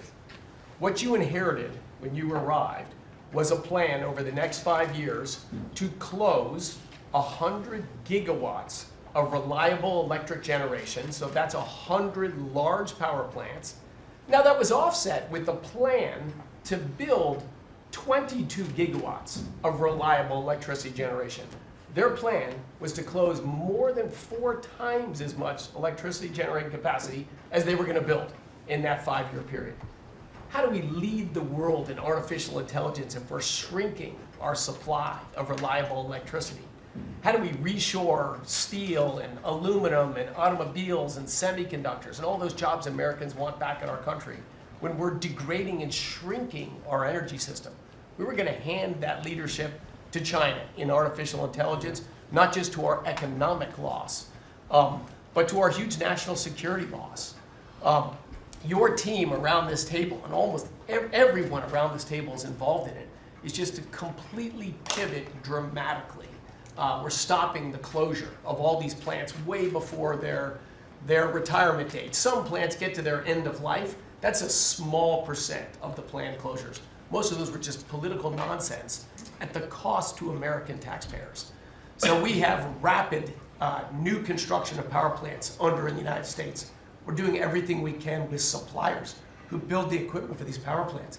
They've got to build their factories bigger to build power plants in America. People thought those days were past. We weren't going to build big things in America anymore. We're just going to keep sending it over to Asia and overseas and just buy other people's stuff. Totally nuts economically, totally nuts for national security, and of course crushing for working Americans, particularly Americans that work with their hands. But we are seeing a revitalization of those people, of that optimism. You showed that picture of that plant being built in Arkansas, dozens of those under construction just in artificial intelligence. but the reshoring of steel, of aluminum, of plastics, of fertilizer, semiconductors. Like this, America's the land of opportunity. How did we get to become this awesome nation? Because we believed in the American dream and we leaned in on it. But the wealthy in our country and the coastal elites that live away from where stuff's actually made, they just lost their way, and politicians just let them have it. Your tireless campaign and your relentless messaging made people realize the American dream isn't dead. It's just been smothered, and we're unsmothering it and setting it loose. God bless your efforts. God bless your assembly of this team around this table for bringing the American dream back. Yeah, thank you, Chris, very much. Great job you're doing. Appreciate it. Lori, please. Mr. President, everybody here who spoke works at the Department of Labor, clearly, which I love. They have all the correct talking points, but I think that's a testament, again, that we are all working together every single day. We talk to each other often, and the workforce, the skilled workforce, the education factor, retirees, it's been so important because they all touch the Department of Labor, and I have the opportunity to work with every single one. If you all haven't stopped by the Department of Labor, Mr. President, I invite you to see your big, beautiful face on a banner in front of the Department of Labor, because you are really the transformational president of the American worker, along with the American flag and President Roosevelt, because we're bringing business and labor together. And I was so honored to unveil that yesterday, and everybody is taking note of that. You also mentioned crime, and I think it's been important for my colleagues to recognize that now American workers can return to work and feel safe. That business owners aren't shutting down their businesses because they're afraid they can't protect their workers, and now it's open for business again, and it's starting right here in our nation's capital. Many things have been mentioned about consumer confidence up, unemployment is holding steady, and more than 2 million net jobs for native-born Americans has been key under your leadership. 84% of the workforce and jobs has been produced by the private sector. I think that was the mission of this administration and the Department of Labor. And I will continue to say for a little bit longer, until I heard you today, the one big beautiful bill, because it equals one big beautiful workforce. And Congress passed this legislation. It probably will be the single most important bill that they did sign, because it is protecting our American workforce by expanding Pell Grants and child care and reduction in taxes, so they can keep more of their hard-earned dollars. I am at the Department of Labor announcing $30 million in grants for our skilled workforce, that I have an MOU with Secretary McMahon. I have an MOU with Administrator Loeffler. That's important to share the data points on how important this is. In June, we awarded nearly $84 million in grants for the capacity of what? Registered apprenticeships. An executive order to have 1 million active apprentices across this nation, where we've already registered 185,000 since in the last few months. One of the other things that we have done is the Biden administration's guidance on cryptocurrency. And thanks to you and your leadership on that, we've rolled that back. And of course, we're going to see the 401k, the investors in our alternative assets. That's been key through the Department of Labor to work through. Partnering with our agencies, again, as I mentioned before, is important as we work together. I have visited, I'll be 31 states on my 50-state tour by the end of this month. I'm headed with Secretary Duffy, with the South Korean President Lee today, as we move through the shipbuilding. We will do that in Philly, and then I'm off to New England to talk to those states about how important the apprenticeship program is. But while I visited Hexel in Salt Lake City, 100% domestic carbon fiber for the Department of Defense as they produce. They are announcing another $1 billion investment per your executive order on advanced manufacturing. So it is working. Everything that you have been saying since you were elected and since we all can put into play has been working. Ohio, McDonald's is investing 375,000 new jobs. The shrimpers, I visited as well, and they need our help in protecting that industry for our American fishermen and shrimpers. In Minnesota, I toured Cambria. When we're talking about quartz countertops, all made in America. And again, in Oregon, where we are expecting a crackdown. Thank you for what you are doing with your agents on ICE, and thank you for the prosecution that I hope you will come to Portland, Oregon and crack down. But while there are still good people, I was able to visit Buckeye Pacific, really a trading floor for the timber industry. So we still want to focus on great, hardworking American businesses. Mr. President, I couldn't be more excited to ring in Labor Day in Erie, Pennsylvania for the Labor Day Parade. I will be there to welcome it. It is an honor to serve this country. It is an honor to serve under your administration as the Labor Secretary, and we will kick off, and Republicans will own Labor Day again, not Democrats. We will own it because we are, and you are the president of the American worker. So thank you for everything that you've done. Thank you very much, Lori. Absolutely. You're doing a fantastic job, and I will tell you that Lori was recommended by the Teamsters. And I said, that doesn't really work, does it? And it turned out to be one of our best choices. So I just want to thank you and Sean, who, as you know, recommended you very strongly. You've really turned out to be a gem. Thank you. I was able to talk to the president on the phone the other day. He called and we visited, and he said, but I know that you were, you know, a little bit middle of the road and not so sure. I said, Mr. President, I have been a Republican. He's like, what? Wait, what? Now I like you even more. So, You're doing a great I job. appreciate it. Thank you, Lori. Thank you. Thank you. Pam? President, I'm working with everyone around this table almost daily on legal issues that we're winning on. But today, because it's Labor Day, President Trump, if I could focus on public safety, not only domestic, but from our foreign adversaries. And Secretary McMahon, I know you know, kids are out of school this weekend. It's Labor Day. And Secretary Duffy, you know, our highways are going to be packed with travelers coming to not only our nation's capital, but all over this country. We're also going to have boaters, Secretary Duffy, right, on our waterways. It is illegal to be under the influence and on a boat. So get a designated boater if you're out on our waterways, whether it's the Potomac or the Gulf of America or the Pacific. Wherever you're out this weekend, people need to be safe. And on an international level, Secretary Rubio, thank you for all your help on everything we're doing, and everyone around this room. But yesterday, there was a big, big win.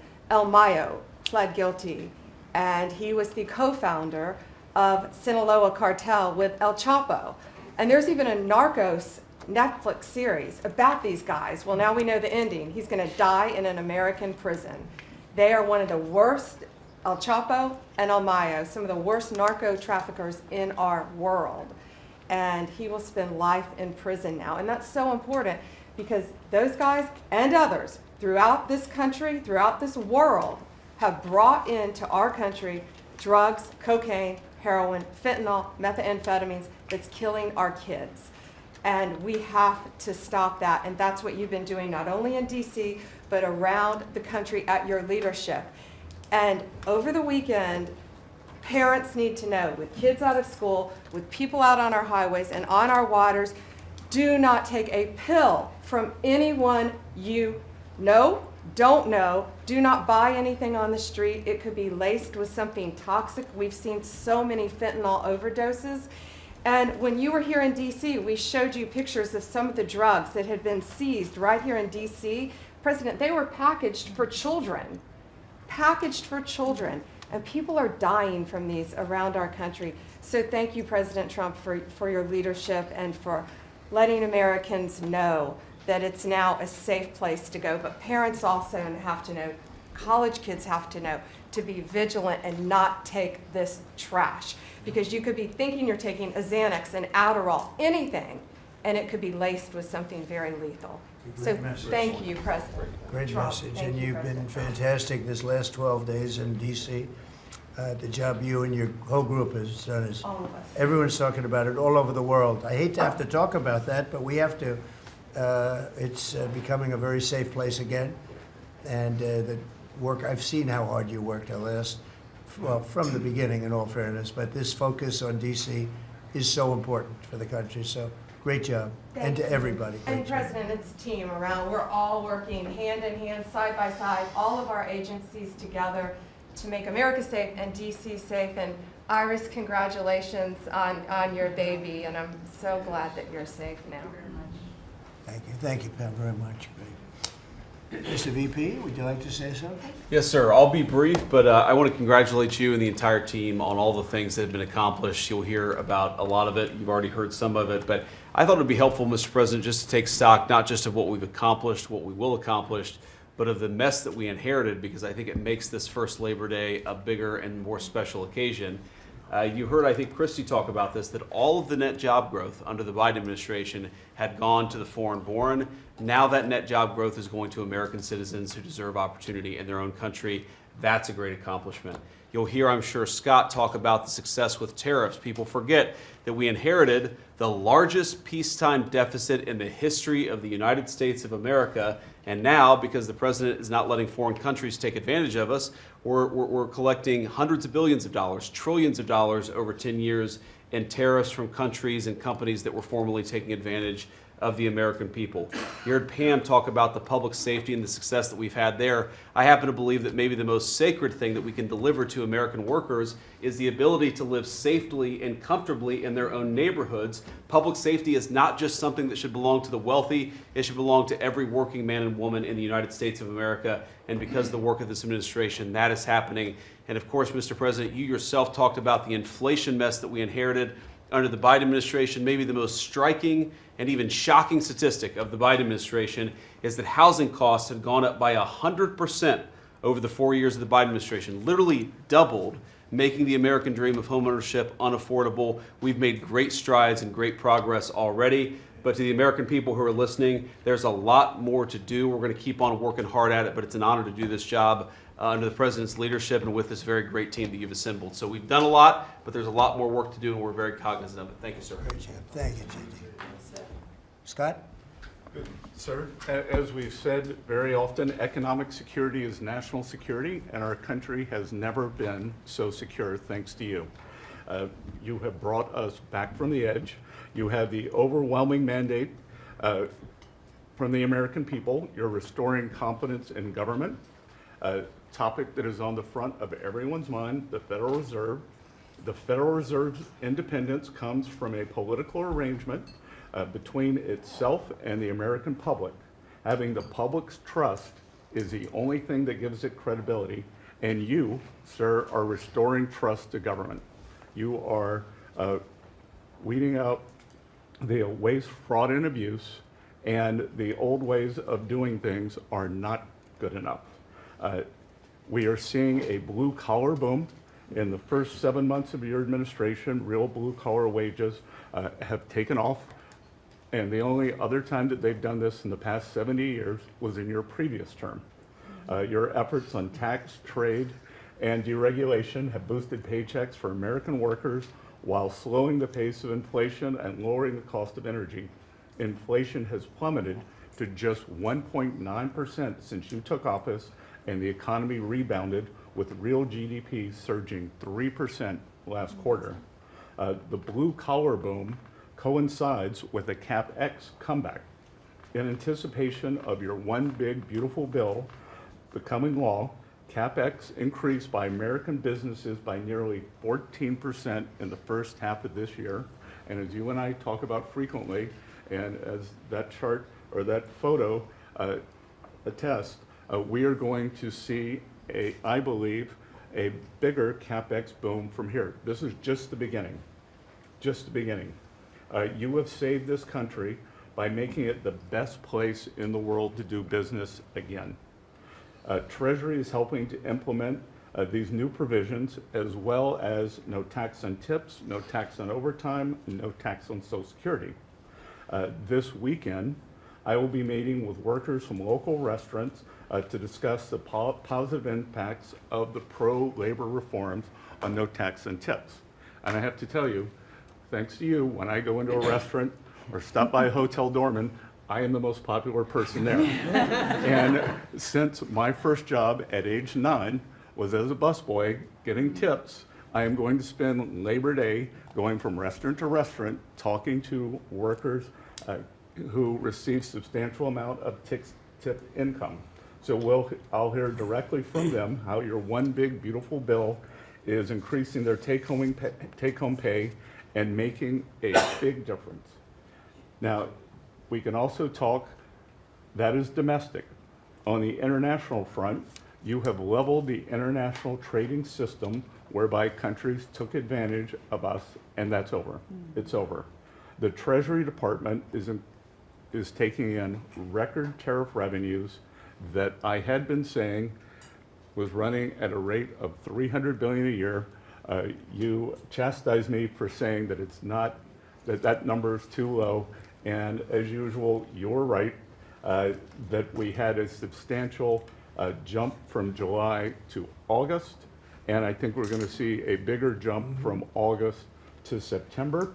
So I think we could be on our way well over $500 billion, maybe towards the $1 trillion number. This administration, your administration, has made a meaningful dent in the budget deficit. The average budget deficit during this term is 26% less than the last 12 months under Biden. And even the CBO, and we don't agree with CBO on everything, as you said, last Friday, on a summer Friday, had to admit that they believe over the next 10 years, the budget deficit will be $4 trillion lower than they had previously scored. $4 trillion, 3.3 trillion of tariff income, 700 billion of lower interest cost, and I would expect that that number could go up from here. So, Mr. President, your return to the White House marked the return of the American worker.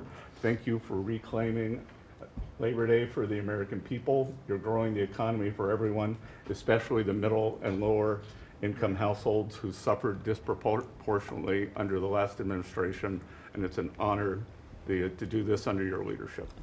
Great job. You're doing great. Thank you very much, Scott. Brooke? Sir, I dropped my second son off at college last week. And I wasn't planning to say this, but just listening to everybody, I wanted to put a little bit of a personal touch on this work. He started his freshman year yesterday at Texas A&M, for all my SEC friends in the room. Thank you for saving college football, by the way. We're all very grateful. The country just feels different.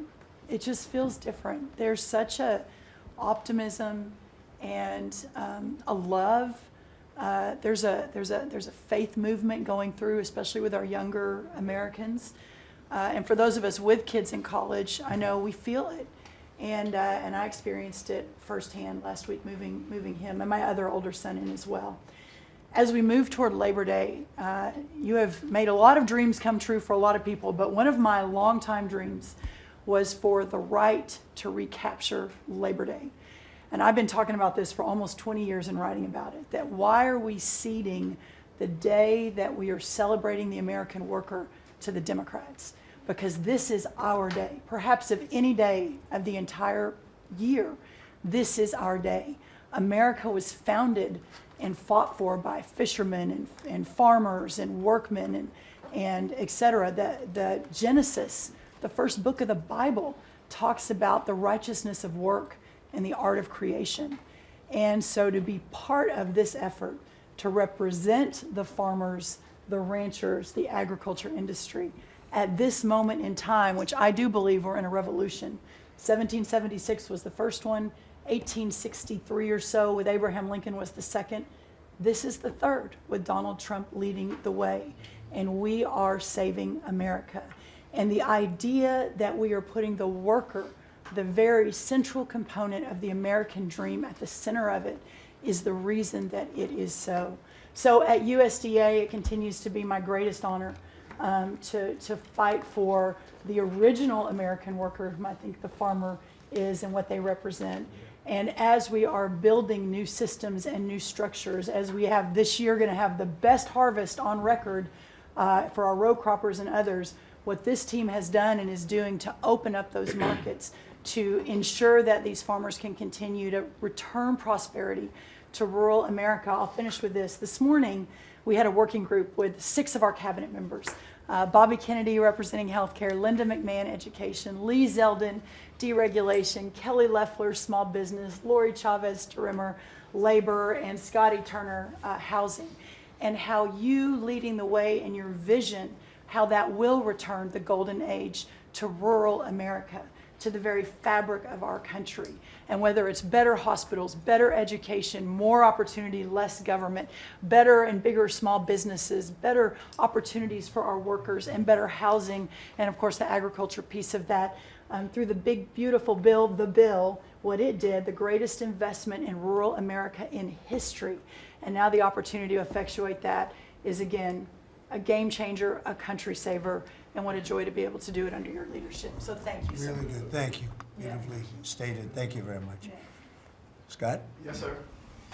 Thank you, Mr. President. I'm so grateful to be here to celebrate Labor Day with the greatest team in America. And it is football season, so I'm happy about that. But Mr. President, I want to say thank you for, as Brooke said, reclaiming Labor Day. And you've been a tremendous champion for the American worker. I come from a hard-working family, as many people around this table do. And so thank you for helping us to change the conversation. And I believe we are changing the conversation around the kitchen table. And as everybody knows, you know, my job is to steward HUD. And we have at HUD been very intentional about changing the conversation about the dignity of work and the dignity and the honor of family formation through work. And how the younger generation, when they see their parents work, how they're incentivized to work. And that, you know, America is not a welfare state, but America was built on small business. It was built on entrepreneurship. And so as it pertains to housing, we're being very focused on that, and even some that receive HUD funding to make sure, like our Section 3, when you receive HUD funding, that you are given opportunities for the most vulnerable Americans that you serve to have work, to have opportunities to work, to have work requirements. Work requirements are not a bad word, that's a great word. Time limits is a great word, to incentivize people, able-bodied, able-minded people to work. And I believe that we are, under your leadership, sir, changing that conversation in America to where working is an honorable thing. And Secretary Wright talked about revitalization. Revitalization means to bring new life. And I believe we're bringing new life to America, Mr. President, through work and through all the jobs that people are doing around this table. And with the One Big Beautiful Bill, the most extensive tax break in American history, opportunity zones are now made permanent. And you know how passionate I am, and you are too, sir, about opportunity zones. And so this will allow us to continue to build affordable housing around our country. And Mr. Vice President, I'm coming your way.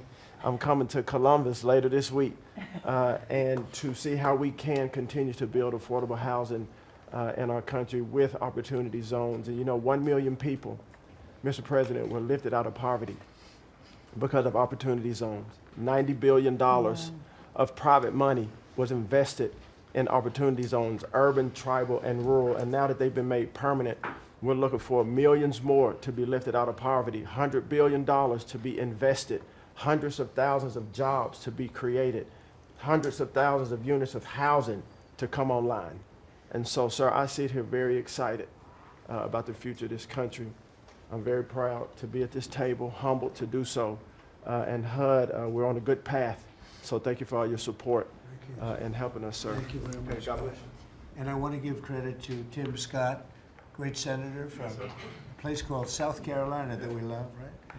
And Tim really came up with opportunity zones, and we did a good job of working with him, and together we created something that nobody speaks of very much, but it's probably the most successful thing that's ever been done of its kind. It's been amazing. So Tim Scott deserves a lot of credit for that. Thank you. Thank you. So Russell, go ahead. Thank you, Mr. President, and I get the opportunity to go hand by hand with all of these people as they move their DRECs through the Office of Management and Budget.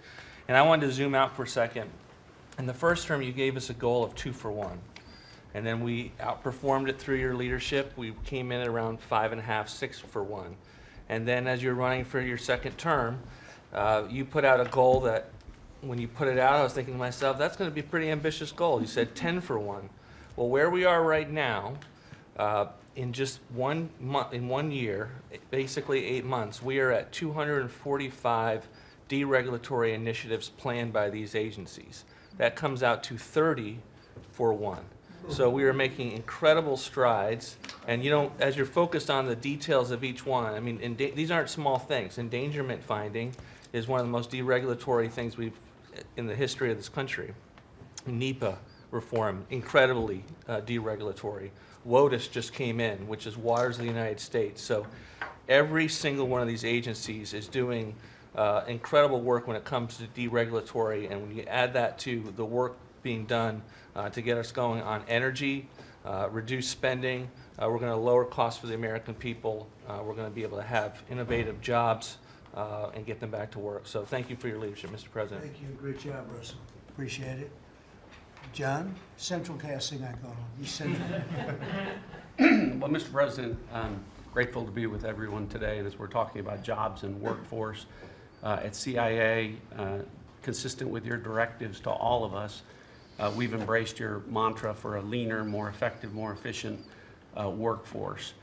But at CIA, Mr. President, we had an additional challenge because, as you know, at times, our workforce had been misdirected. Its focus put on political narratives, some that even worked against you and always worked against the American people. I heard about that. But under your leadership and your direction, we have been focused back on the core mission of what CIA is supposed to be doing, which is to provide you and this entire incredible team around the table with a decisive strategic advantage in accomplishing your goals. And your success in that regard, the examples are clear and many. With regard to Iran, everyone knows that our DoD partners executed that mission flawlessly. But flawless military operations are subject to flawless intelligence. And as you know, Mr. President, CIA was the backbone in terms of its intelligence operations in providing that flawless execution that allowed you and your team to obliterate Iranian nuclear facilities and set back a nuclear program by years. Likewise, with regard to your ability to prevent and to preempt wars between India and Pakistan, between Armenia and Azerbaijan, between Rwanda and the Democratic Republic of Congo, in all those cases, CIA intelligence supported you and your entire team in making that possible. It's not just you, it's the folks around this table, Secretary Bessent, Secretary Lucknick, Trade Representative Greer, and their great successful negotiations on trade and tariffs, again, was a CIA workforce working to enable them to accomplish your goals. So as we roll into Labor Day, I tell you that the CIA workforce at the Trump CIA is grateful to be focused on what it's supposed to be, which is helping you prevent and end wars and to make America safer. Thank you very much. You've been really fantastic, but I'm not surprised. I've known John a long time. I'm not surprised at all. Thank you very much. Steve, please. Mr. President, working for this government, for you, is the greatest honor of my life. I tell it to everybody, and I really do feel that way, and I thank you, because it's a privilege to go out there and represent you in your humanitarian effort, in your goals of solving conflicts all over the world. I think there were actually more than 7 conflicts that you've put to bed in the last 8 months. And I hear these, I travel all over the world. In Hostage Square, they talk about you reverentially. It's really quite amazing. I sometimes wish that I had a cam recorder with me and I could put you right there as I listen to it. I was in Gaza, the first American diplomat. On your behalf, and as we delivered food and aid pursuant to your new aid initiative, pushed forth by your great Secretary of State, Marco Rubio, who it is a privilege for me to work alongside. The people were applauding you. The signs were up. I mean, these are people who, I just don't think you get the proper credit for it all. We are negotiating multiple entries into the Abraham Peace Accords because of your vision. Azerbaijan, all these different conflicts that we're out there on your behalf on, these are people who have never really seen the world change in this way. Peace through strength really, really works. Russia, Ukraine, Iran, Israel, Hamas, we're having meetings all this week on all 3 of those conflicts, and we hope to settle them before the end of this year. Your team is nothing short of incredible. And there's only one thing I wish for, that noble committee finally gets its act together and realizes that you are the single finest candidate since the this Nobel Award was ever talked about, to receive that reward. Beyond your success is game-changing out in the world today, and I hope everybody one day wakes up and realizes that.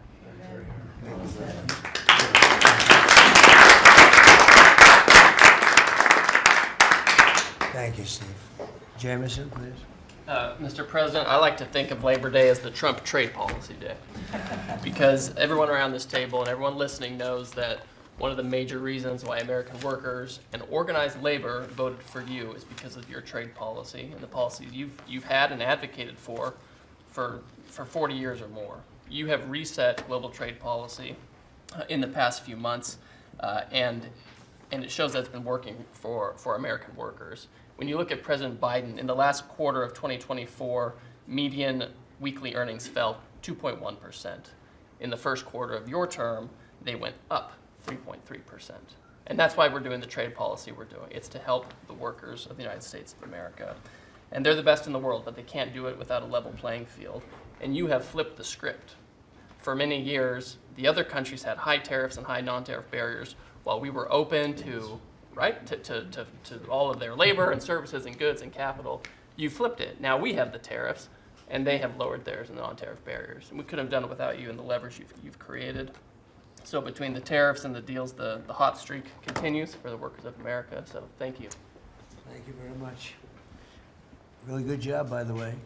He's a good negotiator. Very good negotiator. Thank you. Please. Yeah.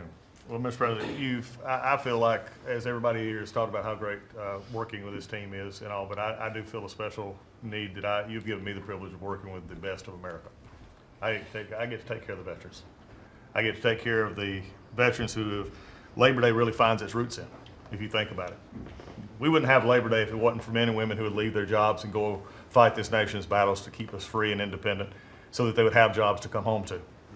And over the past few years, they've been coming home to many times a government that was keeping them back, holding them back, taxing them, regulating them. And now we have veterans who represent the bill, the big, beautiful bill, they're the beneficiaries of. And I get to see them all the time because they're receiving the benefit, because they see the jobs, they see the care that they're being given. And these veterans can look at their country with pride, knowing that we're taking care of them, just like you told me to do. When your only statement you said to me, I asked you what to do, you said, go take care of my veterans. Well, that's what we're doing. One of the other things we're doing right now is, for many of you, I love to hear how you're deregulating everything, and I've worked from Congress and worked with many of you before. I get to do the same thing with the largest bureaucratic organization in the government. We're deregulating from the inside. And it's amazing to me because we have such a powerful workforce at the VA who really want to do good, but yet they kept tripping themselves up. They kept making their own, they'd take one step forward and put a regulation in that put them 3 steps back, and it always hurt our veterans at the end. We're taking that away. We're making community care again, Mr. President. We talked about this yesterday. We're making community care a part of our direct care system. So if a veteran wants to get into the community, they have our direct care, and they also have the ability to go into the community.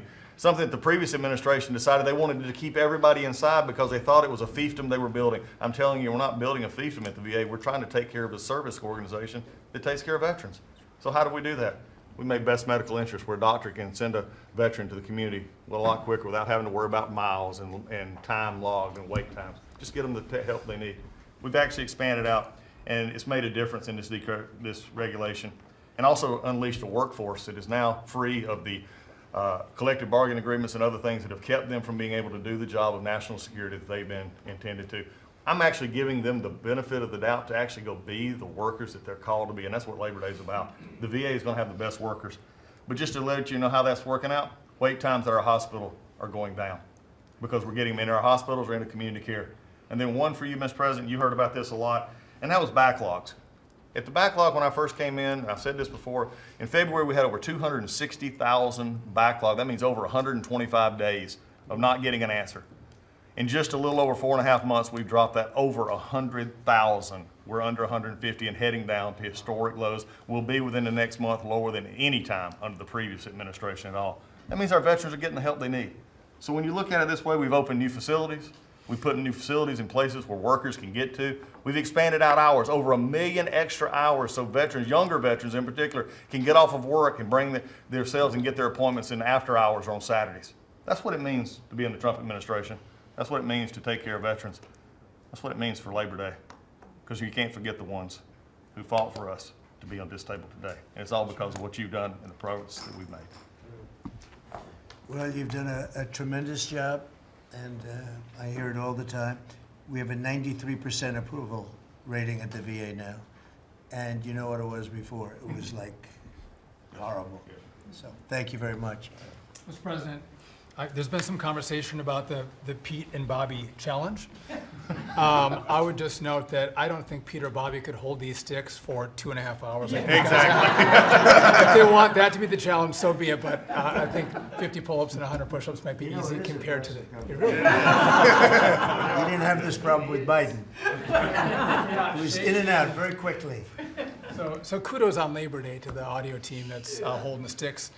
But Mr. President, it's pretty great to celebrate Labor Day with a builder who loves labor, who loves the men and women who have built this country, the people that sweat, that have great skills, they have grit. They do the dirty jobs of America that have made this country great, and you know them very well because you have worked with them. The great Trump projects have come from the very men and women we're going into this weekend to celebrate.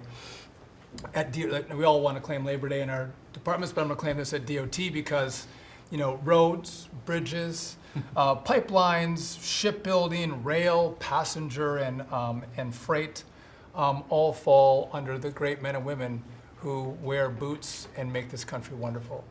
And at DOT, we don't want to have the Congress spend money. We want to take the money that Congress gives us and actually deploy it and put these men and women to work building the great projects of this country.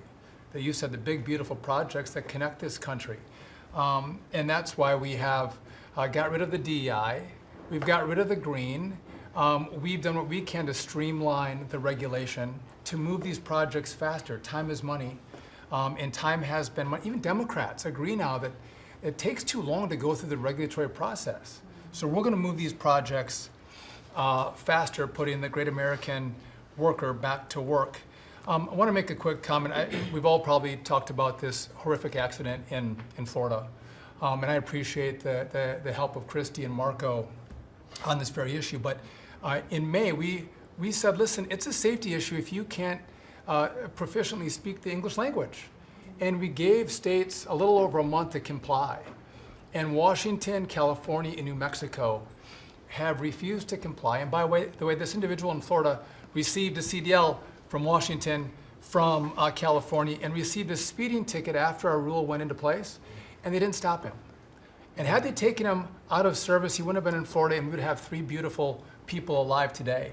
And I make that point because it's the work that maybe no one sees that then shines a light when horrific things happen, but also that your cabinet works together and teams up to make a difference for the American people.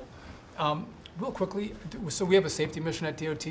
I don't know that you'd think of the transit unions in the greatest cities of the country, New York maybe being one of them, that support us, but they do, because the violence in the subways and on our buses across the country, the transit workers are the ones who take the most abuse. And they're grateful for the mission of everybody around this table fighting to make their communities safer. So I appreciate everyone's help on that. But they, again, the transit unions love the effort that all of us have put in together. One quick FAA. We are about to put out a request for proposals for a big, beautiful bill. We got build. We got $12.5 billion in the big, beautiful bill. We need more, but this is a great start.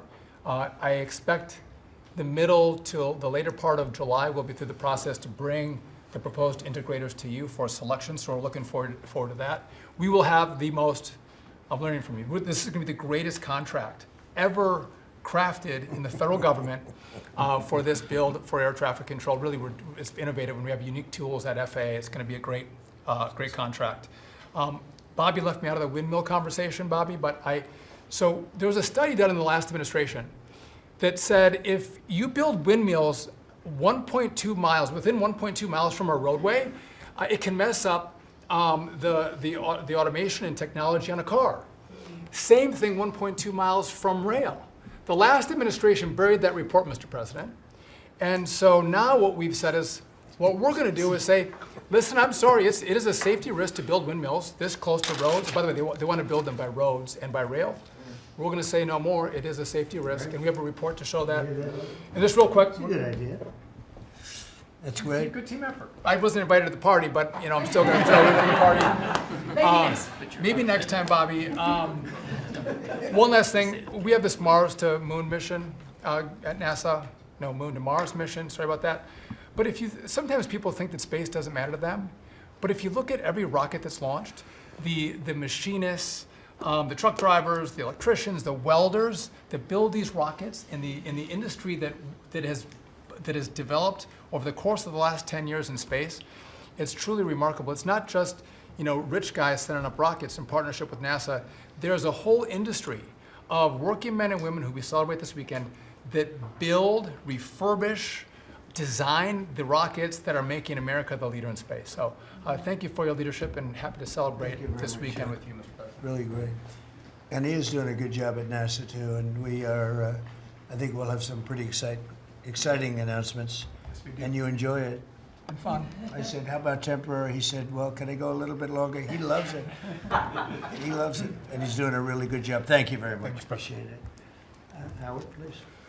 So, making America great again is one of the key statements, and people don't always understand what you mean.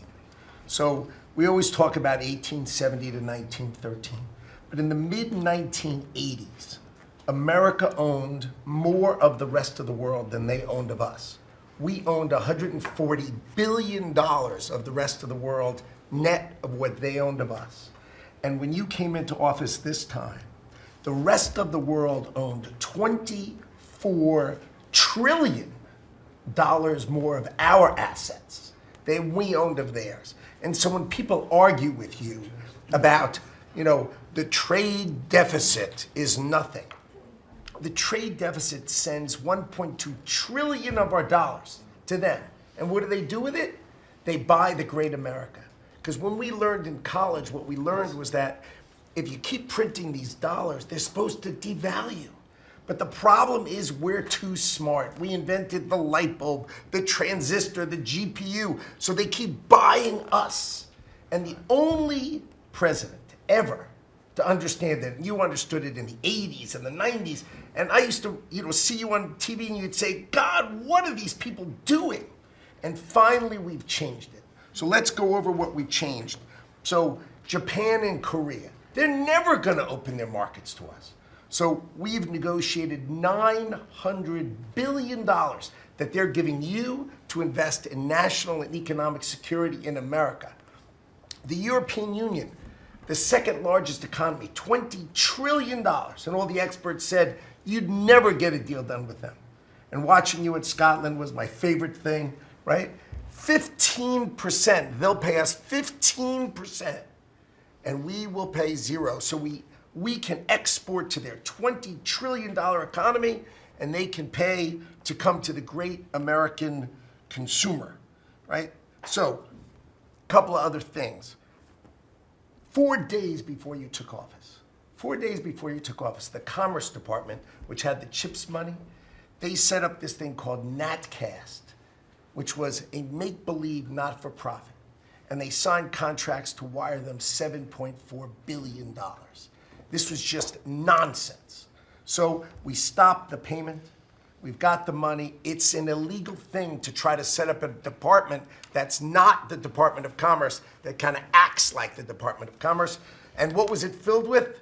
All these people who work for the Biden administration. I mean, it's exact corruption that you talk about. $7.4 billion now clawed back. Last week was the most fun. In 1 week, Intel came in, right? The Biden administration had given $11 billion to Intel, given it to them, done. Corporate just gift. And you turn that into really, it was like less than 5 minutes of conversation, and Intel agreed to give us 10% of their company, which of course was worth $11 billion. So it's not socialism. This is capitalism. If you give someone $11 billion who's just building in America. They're not doing something special. They're building in America. And their CEO told the president he didn't need the grant.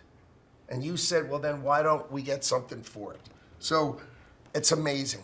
You're going to watch semiconductors come home, right? We don't produce semiconductors.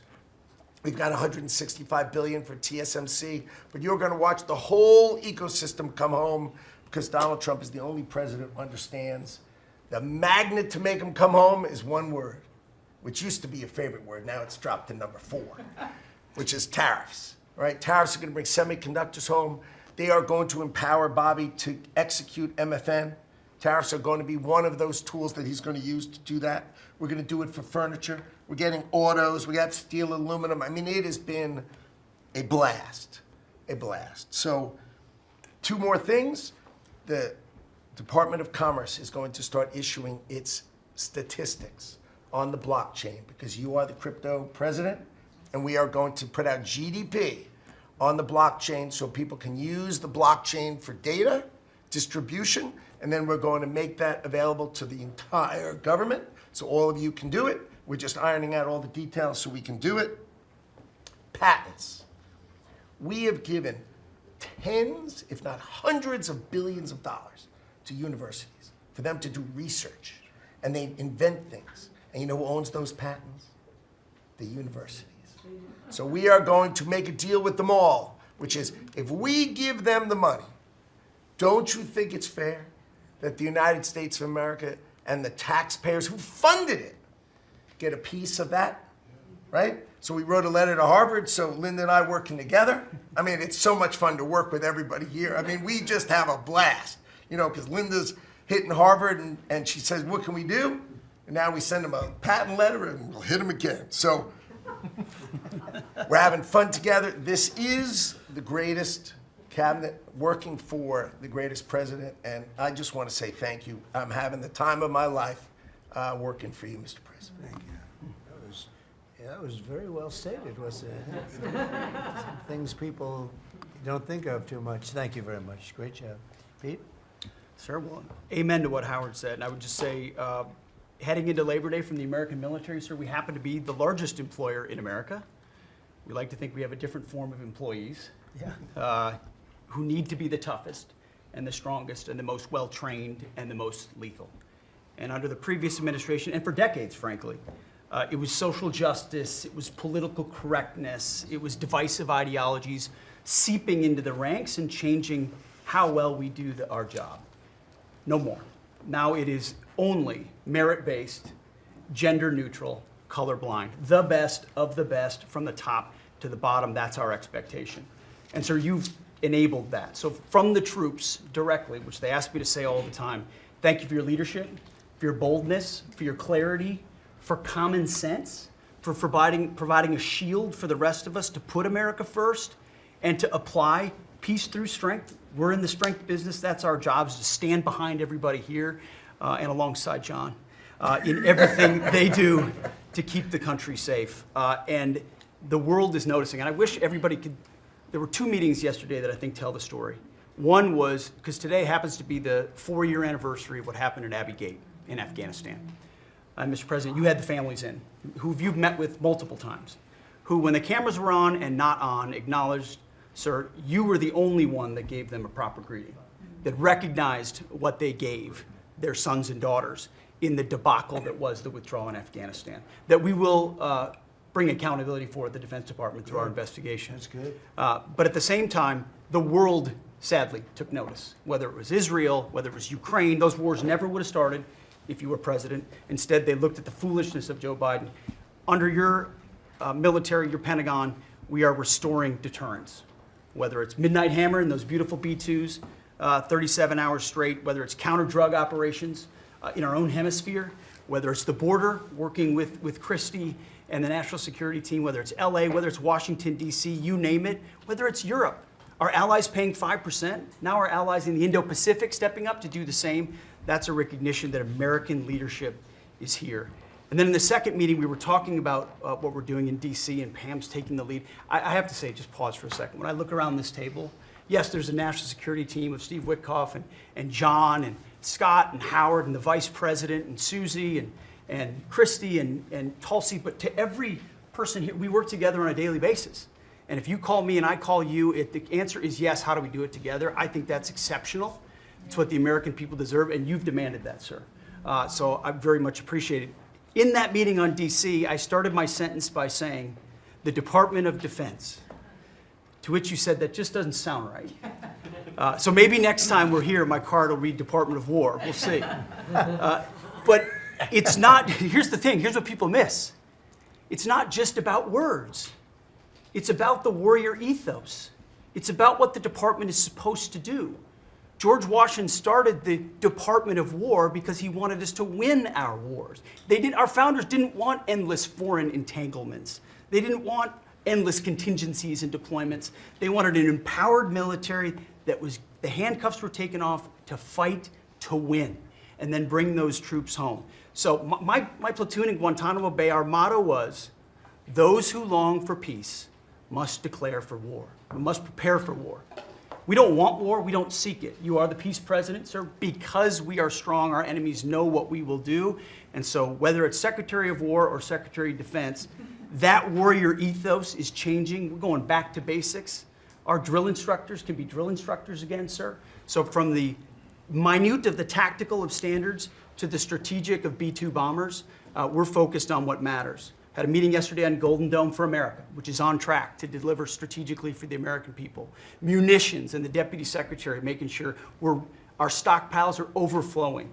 That's our job. I'm an honor to be a part of it, sir. Thank you for your leadership. That's great. I think I like Department of War better, but we'll make that decision, right? But you've been great. Thank you very much, sir. So Marco, go ahead. Well, Mr. President, first of all, everyone's made this comment already and needs to be echoed again. You were elected as the President of Working Americans, and that's why this Labor Day is so meaningful. For me personally, this is the most meaningful Labor Day of my life as someone with 4 jobs. And so,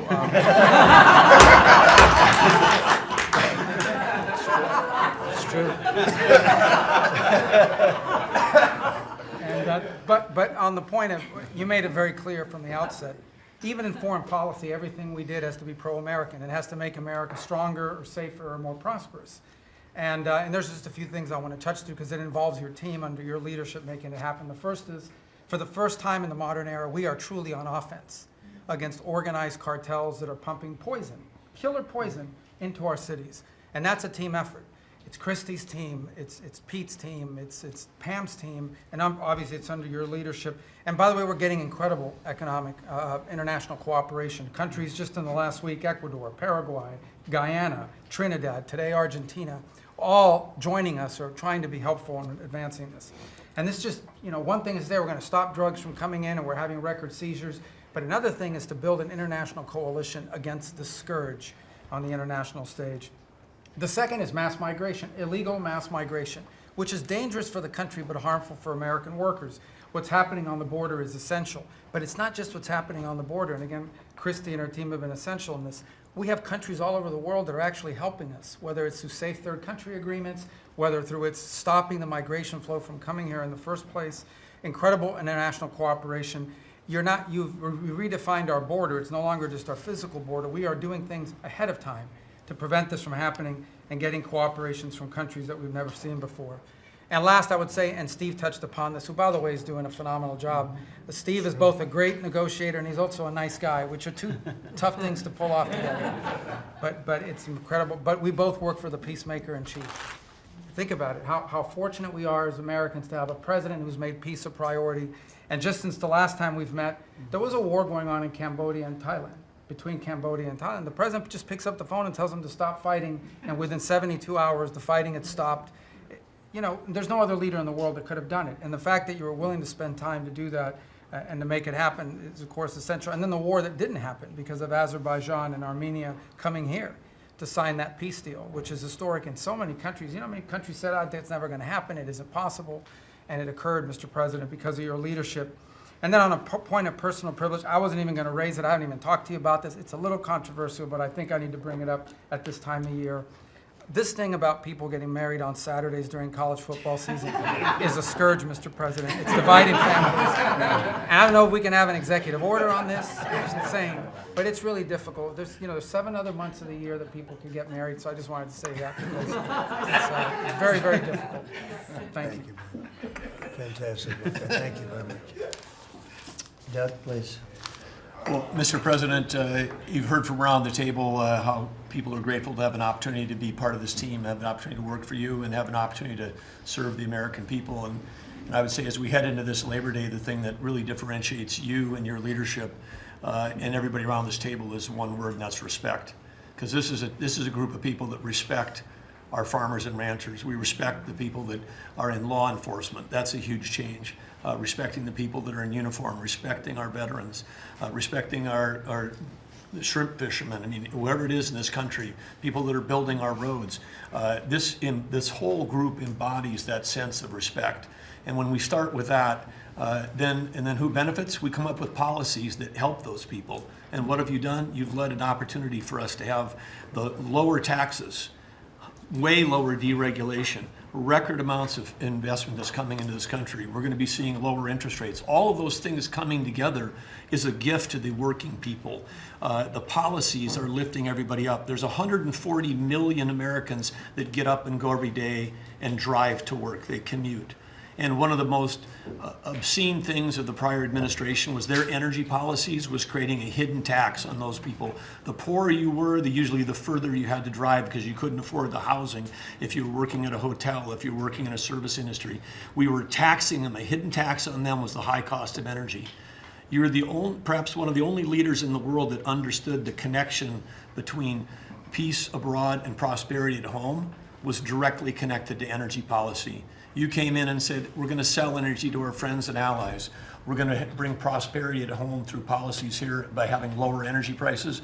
And we're going to stop funding wars abroad with energy policies that help their adversaries and hurt us. You said we're going to sell energy to our friends and allies. And with the work that Jameson and Howard and Scott and everyone has done on these trade deals, we're going to have an opportunity to have a renaissance in American energy, selling energy to the world, which is going to help bring peace abroad. But the real key thing, in closing, I want to say is 2 things.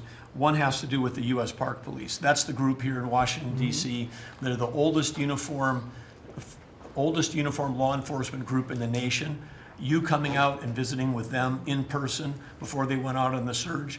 Not only are carjackings down, muggings down, homicides down, everything down, morale is through the roof. Just like Pete saw, we've got record people signing up to want to be part of our military. You have breathed life back into the profession of law enforcement. Your respect for law enforcement is so incredible. It's making a difference. And then us giving them the tools. On a lighter note for everybody here, one of the rules that under President Trump we were able to change for the U.S. Park Police was they could do a pursuit.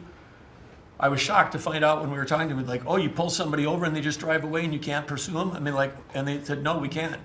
They said, all rules. We got that rule changed in 24 hours because of President Trump's leadership. The next night they had so much fun. They pulled people over, they started to take off, they chased them, they stopped them, and then the bad guys, some of these were in cars that had stolen plates. So they take the plate off, they steal them off somebody else's car, they know the plate doesn't match, they know they're doing this thing. The bad guys in the car said, you're not supposed to chase us. Like you're breaking the rules. The bad guys are telling us to bring them. No, we're back in action. So it's like, and so the morale is high. They all wanted to say thank you to you. Yesterday you announced increasing the number of U.S. Park Police that we're going to hire. This is the group that protects not only our sacred monuments of democracy here, but also the Statue of Liberty and the Golden Gate. This is a great group, but on behalf of all law enforcement, we say thank you.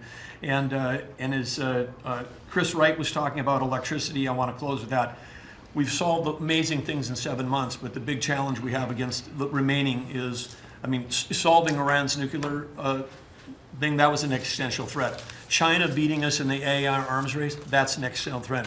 We finally have a president who talks about it. You talked about it in your opening remarks. You've signed executive orders. You understand that essentially we used to say hundreds of years ago, people started saying that knowledge is power. But now, for the first time in history, we can take electricity and we can convert it into intelligence. So it's flipped. It's no longer knowledge is power. Power is also knowledge. And while we're ahead on the technology, we're way behind China on the amount of electricity they're bringing online. And your strong position to support affordable, reliable energy using our nation's resources, including those across the Department of Interior, bringing back coal mining, bringing back mining, bringing back timber. All the industries that have been killed in this country are coming back to life because of you. And with your leadership, we have a chance to not only win the AI arms race, but actually dominate it the way we're dominating in other things. So thank you, Mr. President. Thank you very much. And we're leading that race right now by a lot. And we're going to keep the electricity coming. You know, in China, they do it very quickly. They have one person that says, do it, and that's it. But essentially, we have one person that says, do it. And we've given that order, and the job they've done has been amazing. And I want to thank again, Lee, what you're doing in that regard is so important. And the rapidity, just as fast as them, because it's a question of a week versus a day, and that's not going to make the difference. But you've done fantastically, and Doug and Chris, amazing job. So we've done this for a little while now. I don't think you've ever seen anything like it, and you know, I think Sean was right. These guys that are holding these up, if you ever try holding your hand out for 2 hours, that's a long time. These are pretty strong characters. You've been doing that a long time, I guess. Congratulations. Are you getting tired? Are you getting tired? I'm looking at these guys. They look like they have no problem. It's amazing, actually. It's I think they would have beaten you guys in the test. So I want to thank you. If you want, you know, it's been a long time. If you want, we could go in and we can call it a day. And feel free then to ask some of the questions here. Look, I believe in very open, you know, we want to be open, above board. We want to be honest with the media. I wish the media was totally honest with us, but I think they're getting better, to be honest with you. And so we'll see. But if you want to take a few questions, you really On a serious note, when it comes to Fed Governor Lisa Cook, her lawyer has said that they're going to be filing a lawsuit challenging this legal action. What is your response? Are you prepared for a legal fight? And then a little bit more. Oh, sure. Of a Always. You happy always have question, legal sir. fights. Look, And I then had a on legal football. fight that went on for years with crooked people, with very horrible people, people that have been found out now between John Ratcliffe and Tulsi and Pam. And I mean, the things that we found out, of course, it's a very, very sad group of people. But no, she seems to have had an infraction, and she can't have an infraction, and especially that infraction because she's in charge of, if you think about it, mortgages, and we need people that are 100% above board, and it doesn't seem like she was. Yeah, please. Mr. President, first, I would love to ask you a serious question, but I have to tell you the biggest pop culture news of the year broke while we were in this cabinet meeting. Travis Kelce and Taylor Swift are engaged, and the world wants your reaction, sir. Well, I wish him a lot of luck. Thank you, I think it's. I think he's a great player. I think he's a great guy, and I think that she's a terrific person. So I wish them a lot of luck. On a serious note, Mr. President, in May, Secretary Rubio said that they were aggressively removing visas of Chinese students. Yesterday, you said you wanted to allow 600,000 Chinese students to study in the United States. Could you and the Secretary clarify what is the policy on Chinese students in the United States? Well, we think we're, you know, look, we're getting along very well with China. And I'm getting along very well with President Xi. I think it's very insulting to say students can't come here because they'll go out and they'll start building schools and they'll be able to survive it. But I like that their students come here. I like that other countries' students come here. And you know what would happen if they didn't? Our college system would go to hell very quickly. You'd have, and it wouldn't be the top colleges. It would be colleges that struggle on the bottom. And you take out 300,000 or 600,000 students out of the system.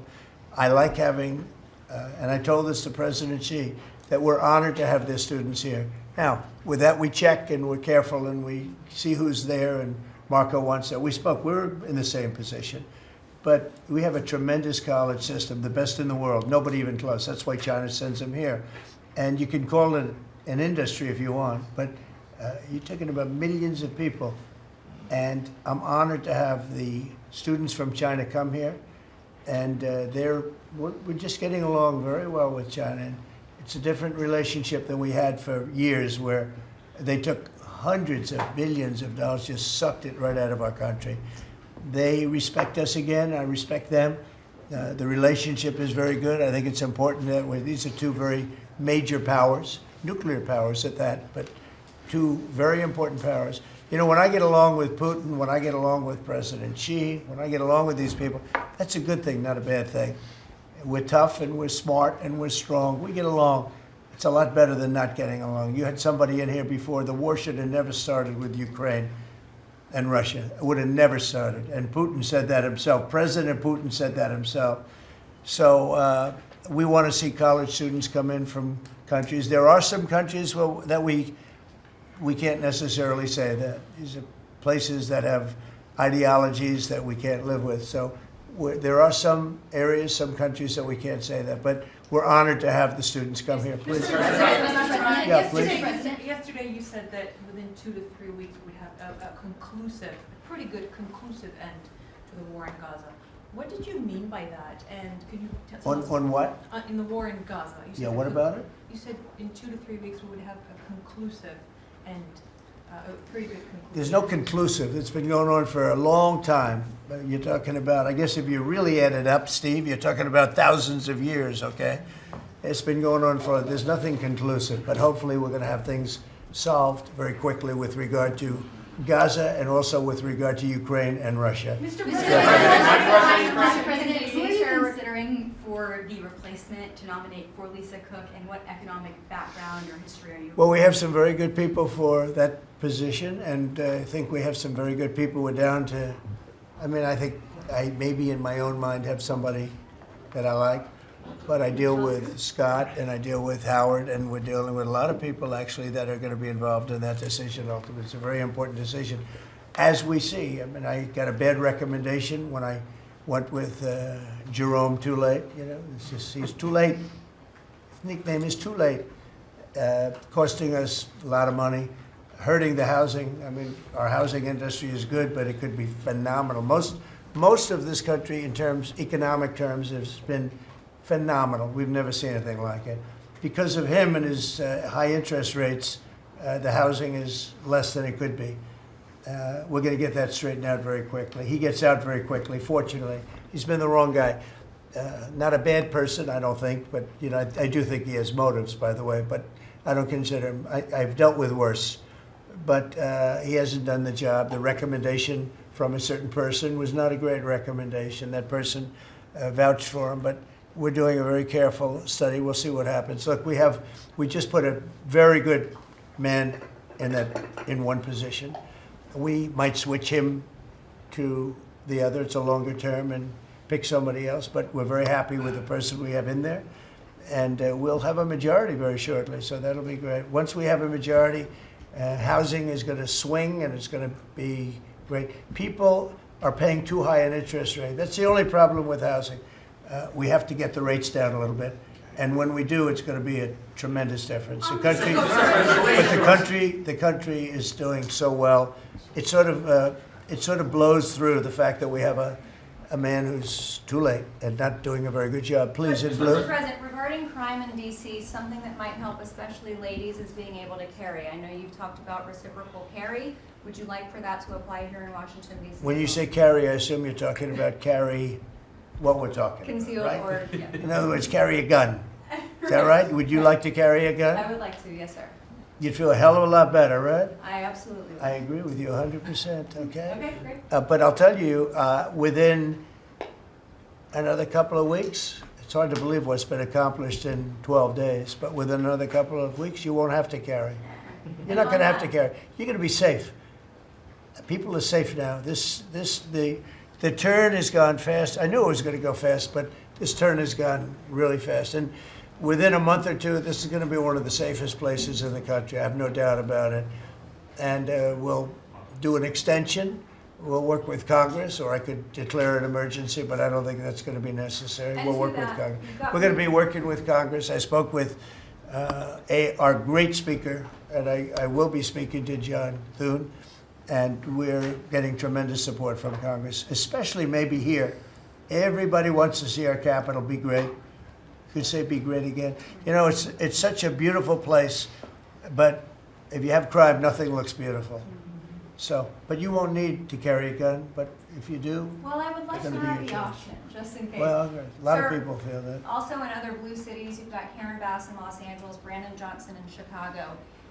It seems to be very popular here, the fact that people can walk around, go to restaurants, shop, and not Yeah. have to worry about their safety. If blue city mayors oppose those efforts in their cities, do you anticipate that Democrat voters are going to take it out on them at the ballot? I think so. I think that crime is going to be a big thing.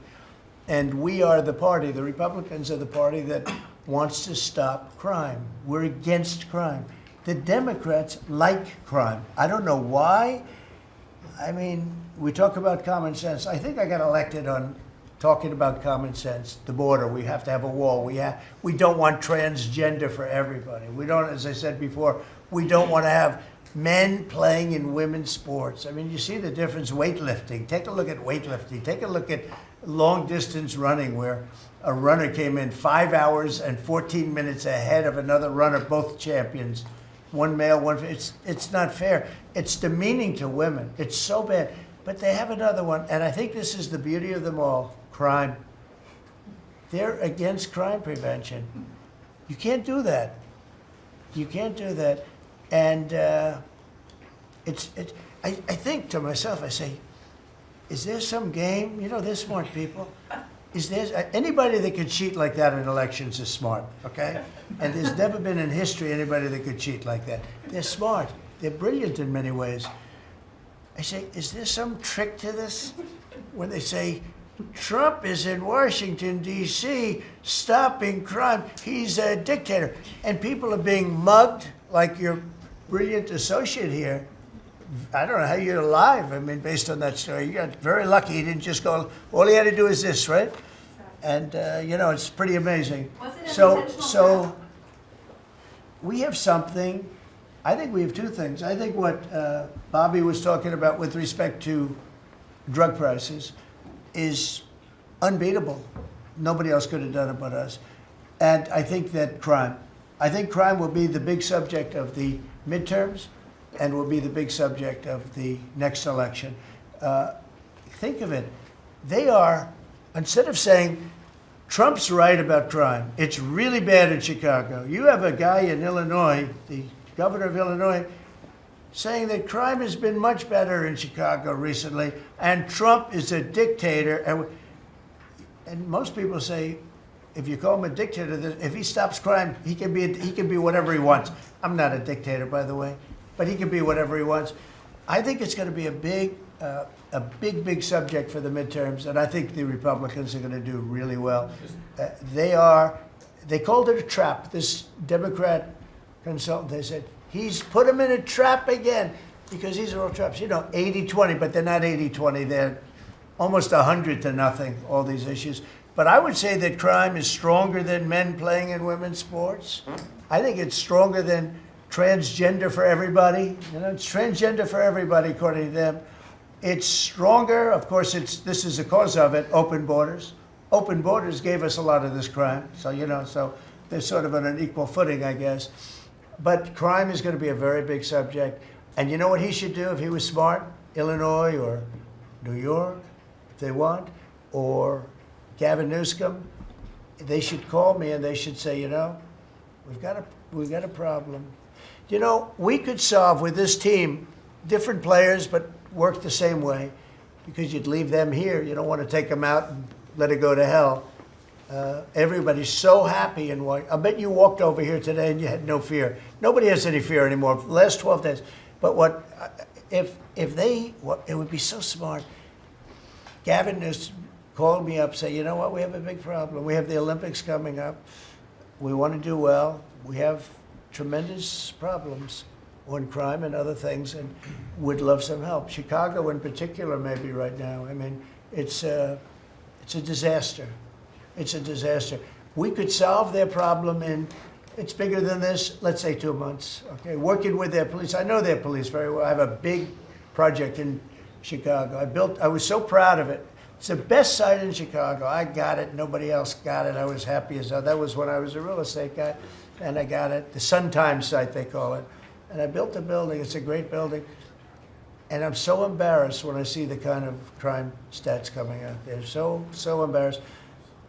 And if I were a governor, a Democrat governor, or mayor, or anybody having to do, I'd call up President Trump, I'd say, President Trump, we need your help. We saw what you've done in DC in a period of 12 days. This is 12 days, we haven't even started. This is gonna be so safe. It's gonna be the safest place on earth. And we'll do the same thing in Chicago.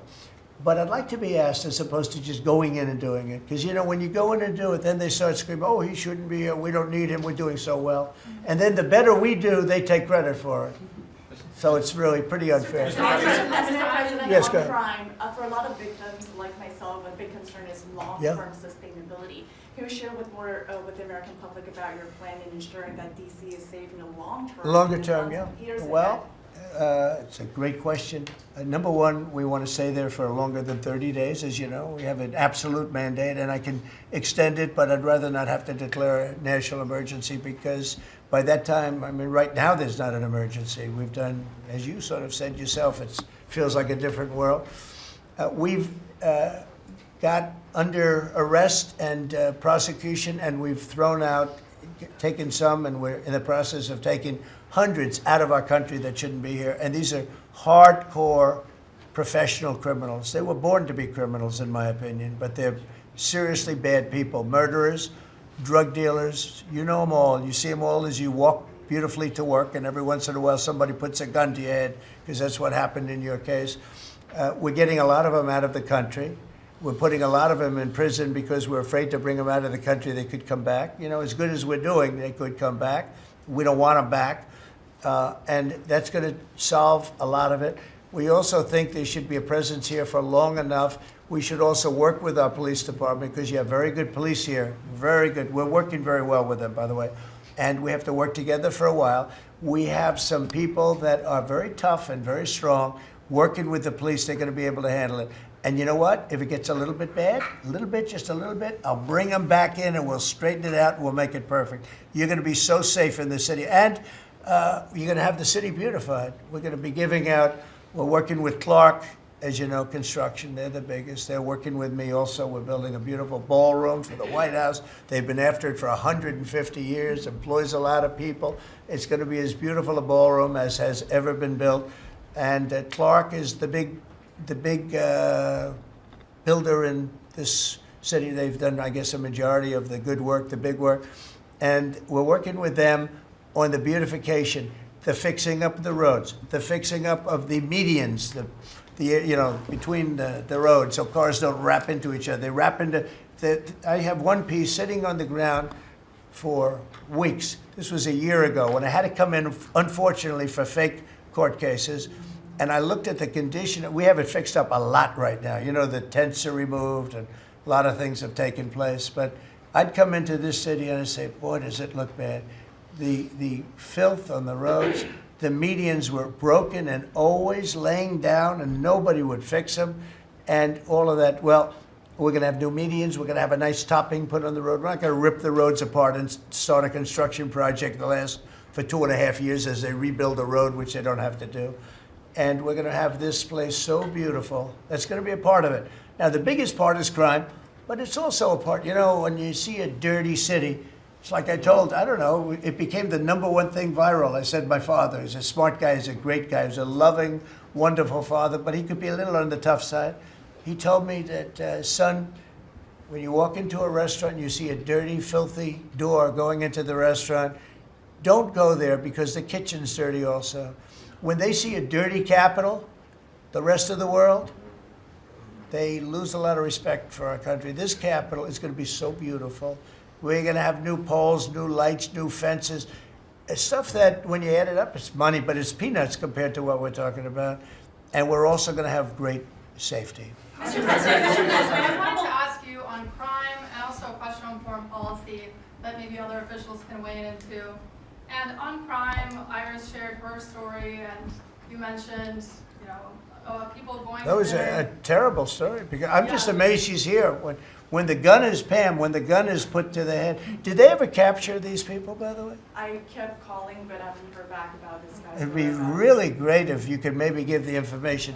She's very good at capturing people, you know? She's very good.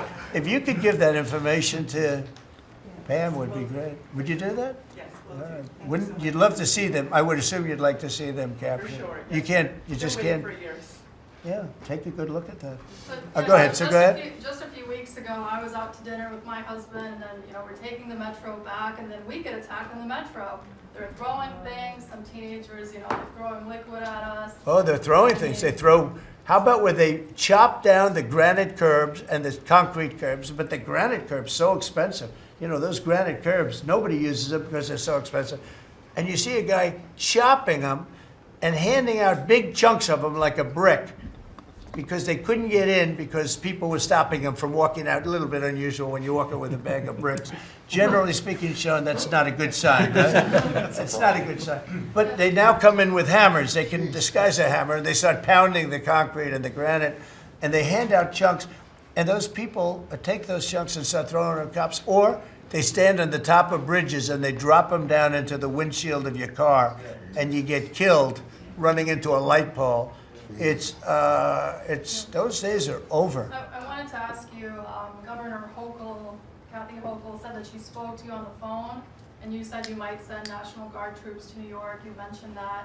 So will you? I'd love to do it if she'd like. I get along with Kathy. If she'd like to do that, I would do it. See, look, New York has difficulty like other, and I don't want to make this I want to make this like friendly, but the places we're talking about happen to be virtually all Democrat run. Now, take a look at your 25 places that are most troubled. Everyone, except maybe one, and it's way back in number 24 or 25, but essentially 25 out of 25 are run by Democrats, and cashless bail was a disaster. When they did that, and I believe it was instituted first in New York, but when they did cashless bail, that was a tragedy for this, because that's when it really started getting bad. When somebody kills somebody, you don't say you can come out, you don't have to put up anything. You put that person in jail, and you find out whether or not it's true, but you don't give cashless bail with a promise to come back in a couple of months, we'll start talking to you. Because they go out and they kill other people, and you can't do that. The cashless bail has been, it's just a woke thing. It's got to stop.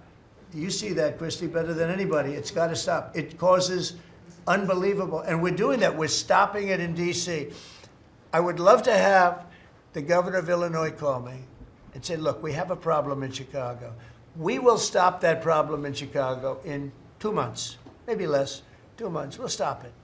These are tough cookies we have working for us. These are tough cookies. These are not politically correct soldiers that I won't go into definitions of what that means. But these are not politically correct soldiers. These are rough guys. I watched it last night.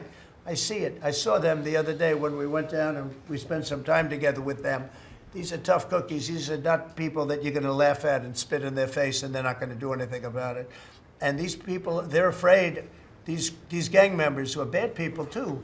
These are bad. These are just bad people. Ours are bad, but they're bad in a good sense, right? You don't understand that, Scott. And we can solve Chicago in 2 months. Now, then, as per your statement before, we have to keep it going, and we'll be able to keep it going. The first thing you have to do is get it down. We are very close to being at that position in D.C., and within a month, we will be, within a month from when we started, which is quicker than I thought, you're going to feel very, very safe. I think you feel very safe right now. But I would love it to have these governors, mayors call me and say, we'd like to invite you into our community because we have a problem and you can handle the problem and we can't. One other thing, sanctuary cities, they should be terminated. They're sanctuary for criminals. They're safety and security for criminals. They are very, very bad. And all of these places have big sanctuary cities, and all they're doing is protecting criminals. Okay. Questions about Lisa.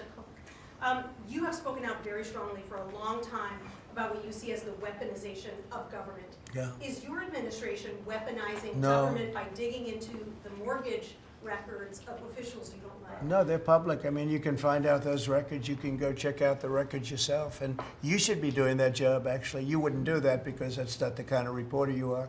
But you should be doing that job. I shouldn't have to be doing it. If you did your job properly, we wouldn't have problems like Lisa Cook. Go ahead. You were going to say something? So would you be trying to fire Blue? Lisa Cook if she had voted to lower interest rates? On national Please. security. I think we have to have a lower interest rates, yes. A follow-up question for you and Madam Attorney General on national security. We've heard from Stephen Miller yesterday in the Oval Office that there are street criminals here in D.C. who are actually found to be doing business with transnational criminal cartels. That's right. overseas. And we know who they are, and we know who they're doing business with. And we're arresting the people, very strongly arresting, and we're keeping them there because, you know, your laws here make it very difficult. And one of the other laws we're trying to get done, because you have 14-year-old kids that are just as tough as a 25-year-old kid, just as dangerous, and they carry the same gun. And we have to make a provision where they're treated like older people, because these are seriously tough, bad. They're children, but they're criminals, and they're really bad criminals. And they're used by older people because they never get charged because you can't do anything to them. But we are getting that change, Pam, I hope, because you have 14-year-old kids that are evil, they're sick, and they have to be put away. Something has to be done because you can't have a society where they're allowed to walk the street. You know that better than anybody. Mr. President, on your way to Alaska. I can't believe you're not tired holding that? I have a few more questions. How strong are you? How strong are you? Look at him. He's been holding that thing for 3 hours. You're a good fisherman. Well, I should give that a shot. Go ahead. On the way to Alaska, you had mentioned that there would be severe consequences if Vladimir Putin did not agree to a ceasefire. Yeah. After that summit that was rolled back, given the negotiations, is he back on the clock now? I want to see that deal end. It's very, very serious what I have in mind if I have to do it, but I want to see it end. I think that in many ways he's there. Sometimes he'll be there and Zelensky won't be there. You know, it's like, who do we have today? I got to get them both at the same time. But I want to have it end. We have economic sanctions. I'm talking about economic because we're not going to get into a world war. I'll tell you what, in my opinion, if I didn't win this race, Ukraine could have ended up in a world war. We're not going to end up in a world war anymore, but it would have ended up possibly in a world war. That would have been they were ready to trot. But just like India and Pakistan, we're going to end up in a nuclear war if I didn't stop them. You know, it's sort of strange. I saw they were fighting. Then I saw 7 jets were shot down. I said, that's not good. That's a lot of jets, you know. $150 million planes were shot down. A lot of them, 7, maybe more than that. They didn't even report the real number. And I'm talking to a very terrific man, Modi of India. And I say, what's going on with you in Pakistan? Then I'm talking to Pakistan on trade. I said, what's going on with you in India?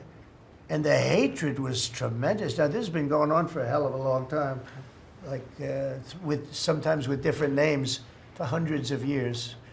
But I said, what's going on? I said, I don't want to make a trade deal. No, we want to make a trade deal. I said, no, I don't want to make a trade deal with you.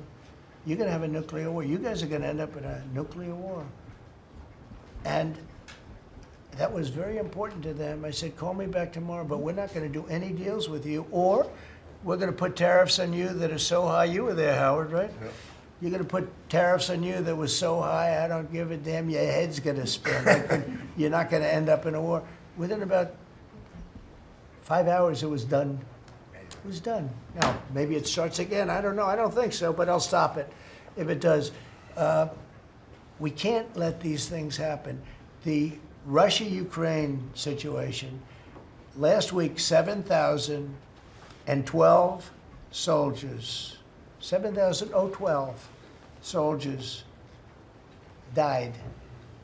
They were Russian, they were Ukrainian, they weren't American, so a lot of people would say, what do you care? They're not American. I care.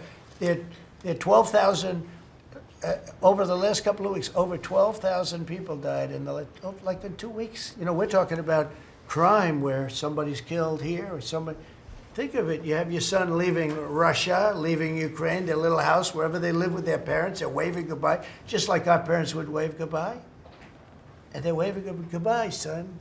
And then a week later, his head's blown off in a stupid war by a drone, a whole new form of military problem. So, no, I'd like it to stop. I want to get it to stop. And it will not be a world war, but it'll be an economic war. And an economic war is going to be bad. And it's going to be bad for Russia, and I don't want that. Now, I have to also see, because not everybody, you know, Zelensky's not exactly innocent either, okay? You know, it takes two people to tango. And I say it all the time. You got to get them together. I get along with Zelensky now, but we have a much different relationship because now we're not paying any money to Ukraine. You know, stop that. We're paying money to ourselves. What's happening is NATO is buying all of the equipment and paying in full. But even with that, forget about that.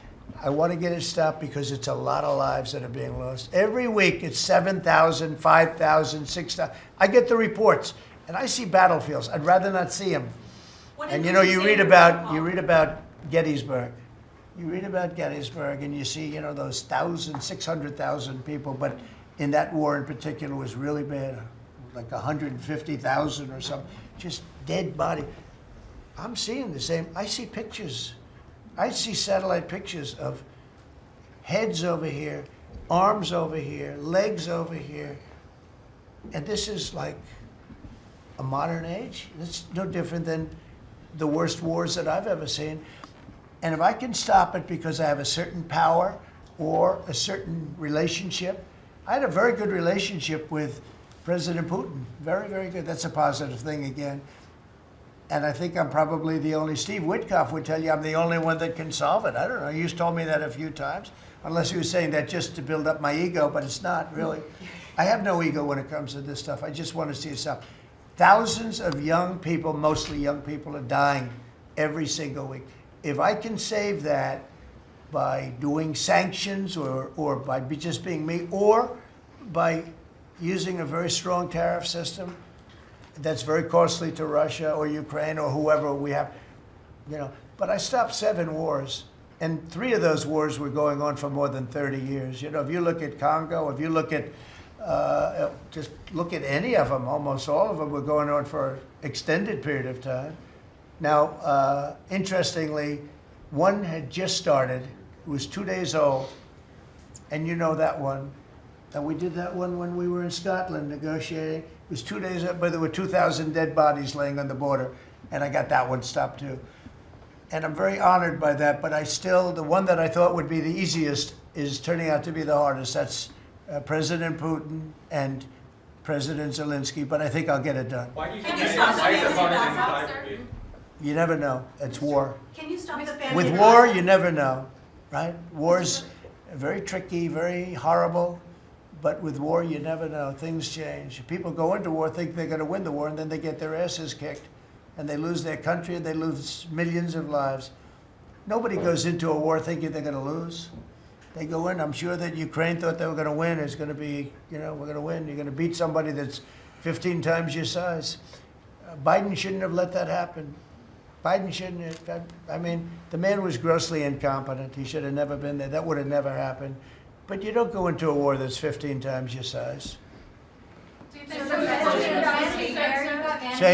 just put out a statement saying that Lisa Cook has indicated through a personal attorney that she'll promptly challenge this action in court, seek a judicial decision that would confirm her ability to continue. That's all right, whatever it it is. says the Fed will abide by any court decision. Thank you very much for reading abide that. by a court decision. I abide by the court, yeah. I abide by the court. Yes, please. That's enough. That's enough. Mr. Go ahead. President, what other companies are you thinking about taking stake in? Well, you know, we didn't take a stake in the sense that it was reported. Everyone said, I bought a stake in Intel. No, I got it for free. I said I was with the, is that a correct statement? Howard was there. Absolutely correct. Scott knew all about it. They came in, a man was charged with something by a very good person, Senator Cotton, made some statements about the gentleman that was running Intel. When he came in, and I said some rough things about him, I said, I'm not happy with it, and they called, and he was very devastated at what I said. I said he should immediately resign. And he came to see me, and I was very impressed by him, actually. And he made a mistake, or factors happened where something like this could have taken place. In the meantime, his board was staying by him. And I said to him, and took about, I would say, less than 45 seconds. I said, you know what you should do if you're smart? Give the United States of America 10% of your company. And he looked at me and he said, I'll do that. I said, I just made $11 billion for the United States. And we made the deal. I didn't pay, we didn't write a check. Now, I guess Biden, with his stupid CHIPS Act, handed money to all these people that didn't need any money. It didn't do anything. You know, they're giving billions of dollars to everybody. They all have so much money, and they have more money. But there's no commitment that you had to build. They just took all this money. I don't know, it's the stupidest thing I've ever seen. See, with tariffs, they have to come in, because if they don't come in, they can't sell into our country. So it's power, and you don't have to give up any money. But I said to him very simply, I mean, I'm glad we're straightening this out, because everyone thinks I bought in. No. I said, it would be great, we'd be a great partner for you, and I want to see Intel do well. You know, Intel was a great company, and it can be a great company again. But I said, I think it would be good if we own 10% of your company. He said, I'll make that deal. And it happens to be worth $11 billion. So we made $11 billion for the country, and then I was criticized by some of the fake news media. That's not the American way. Actually, it is the American way. Now, if I can help other countries or do those deals with others, I would do that. I think it's great. It's good. Builds up our balance sheet. Let me tell you, our country is becoming very rich again. You don't see it. When the CBO came out on Friday and said, we just found $4 trillion, and that goes to reduce our deficit, $4 trillion, and it was from the tariffs. Our country is becoming very, very rich again. I hope you get used to it. You know, you're going to have to get used to it. In addition to reducing the deficit, any update on your previous talking about potentially giving Americans a tariff rebate check? Well, we have a lot of money coming in, rebate check for the Americans, and it's coming in at tremendous numbers. Don't forget, I would say, Scott, we probably are talking about right now 50%, maybe even less than that. With all the money you're hearing is coming in, you're talking about, you know, a lot of it hasn't kicked in yet. And when it really kicks in is in 2 years when these plants are built and opened and the money starts pouring in, right? But, I mean, there's a concept of making you could call it a dividend, as we would say, making a dividend to the people in this country who have had to suffer through stupid leadership. And they paid a lot of taxes, and they got nothing for it. Or they got attacked like you were, okay, for it. No, there's a possibility. Primarily, we want to pay down debt, but there's a possibility that we take a piece of it and make a dividend to the people. Mr. President, tech companies. I have a question for Steve Witkoff, if I may. Yeah. This past weekend, Sergei Lavrov was saying that Putin will not sign a peace deal with Zelensky because Russia views him as illegitimate. I'm just wondering if the Russians have been relaying this to your team, if they view Zelensky, you know, as a leader worth signing a peace deal with, if they will. Doesn't matter what they say. Steve can answer, but I can answer too. Doesn't matter what they say. Everybody's posturing. It's all bullshit, okay? Everybody's posturing. Steve, do you have a different answer? I agree with you, sir. In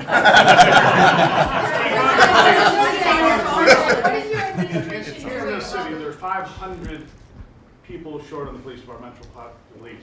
In New York City, it's 3,000. In Chicago, it's 1,300. Would they have had to bring in troops from the National Guard if the police departments in this country were fully staffed? Defund the police. How bad did that turn out for America? It's an interesting question. I was surprised when I heard how many police were here. It's not a really big area, and I think they said they're down to 3,200 police or something like that. I said, that's a lot of police. And I was a little bit surprised, because to me that's a big force. and it's not a big area, but it is what it is. There's a lot of crime. You have a lot of, don't forget, you have a lot of police that weren't allowed to do their job. When I came in, as you remember, we made tremendous strides in a little conflict that we had going at the time because I allowed our military to make the decision. I said, you can make any decision you want. I gave it to the colonels in the field. I gave it to the captains in the field. You remember that, where everything went through Biden, meaning one of the people, and everything went through Obama before him. Everything went through. They had to make the decision as to whether or not to attack the Taliban. So they'd find 30 people together, they'd call up Washington, and they'd go to a political hack who knew nothing about it. My first night, I got that same call. Like, they called me, and they said, we have a, I got a call at 3 o'clock in the morning because I listened to their system, and they were calling me, and they were asking me whether or not they could attack a group of people having to do with you-know-what war I'm talking about. And I said, I know nothing about this. Wait a minute. And then I said, who is he? Let me speak to the people calling. They're calling from Afghanistan. And I said, let me speak to the people. I want to speak to them. And it was a colonel. I said, where'd you go to school, Colonel? I went to West Point, sir. Were you a good student? I was, sir. I was a very good student. So you're calling the White House to ask for permission to attack, and by the time you get the answer, how long does it take? Sometimes 2 or 3 weeks. So by the time you get the answer, the people that you want to attack have already left, right? He said, how did you know that, sir? I said, let me ask you, so you're a good student, you went to West Point, and you love the military, right? Yeah. You make the decision.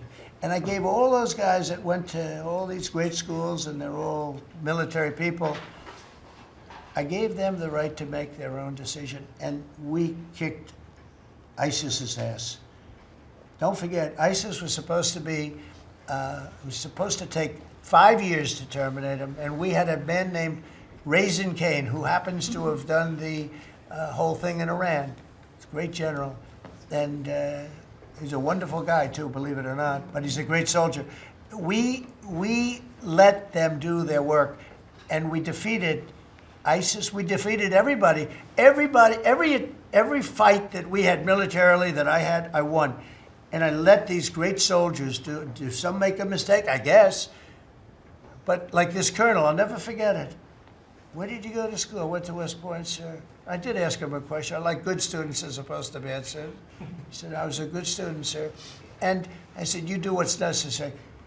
And, you know, I don't want to sound overly vicious, but he wiped out the entire group of very bad people that want to kill us. So you have to let them do their job.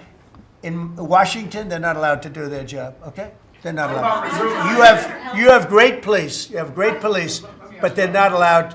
Hello. Go ahead. On Congress, Mr. President, would you be open to a year-long continuing resolution? I'm always open to whatever is necessary. Look, here's the problem in Congress. You have Democrats that will never vote for anything. I could say that we're going to lower your taxes by 50%. We're going to guarantee you free cities, safe cities. Nobody will ever get touched, molested, beat up, shot in the head. We're going to give you the greatest country ever. We need your vote. And they won't vote. And they do it in unison. The only thing they do good is cheat on elections and unite. You know why they unite? Not because they're good or they're loyal people. They unite because they're afraid. They're afraid of the radical left. And you can't get their vote. So we have a vote coming up at the end of September. And I think we're going to pass it because we have the majority. And I think almost every Republican will vote for an extension. Because no matter what deal you make with these people, look at Schumer. He made a deal a year and a half ago. And after making the deal, he's been almost run out of the party. He's not the same man. He's not the same man. He's finished. He aged 20 years. He's become a Palestinian, by the way. We call him our great Palestinian senator. But Chuck Schumer, and I wrote him a letter. I said, Chuck, that was really great. Thank you very much. And somebody gave the letter to the press, not me. And he was destroyed because they thought I was being sarcastic, and I wasn't. He made a great decision. It kept our country open. It was a positive. But you can count on almost no vote. I mean, I see things. I'll give you an example, crime. So we're going to pass a bill to stop crime. We may not get one Democrat vote, okay? We may not get one. So when you say continuing resolution, I guess so, and it's going to be passed exclusively by Republicans. On farm Mr. President, visas, why do you use you those mentioned in meetings Iowa that you derogatory wanted to see sentences, some changes to the H-2A visa Yeah. program for farm workers. Right. You mentioned in Iowa that you want to see changes.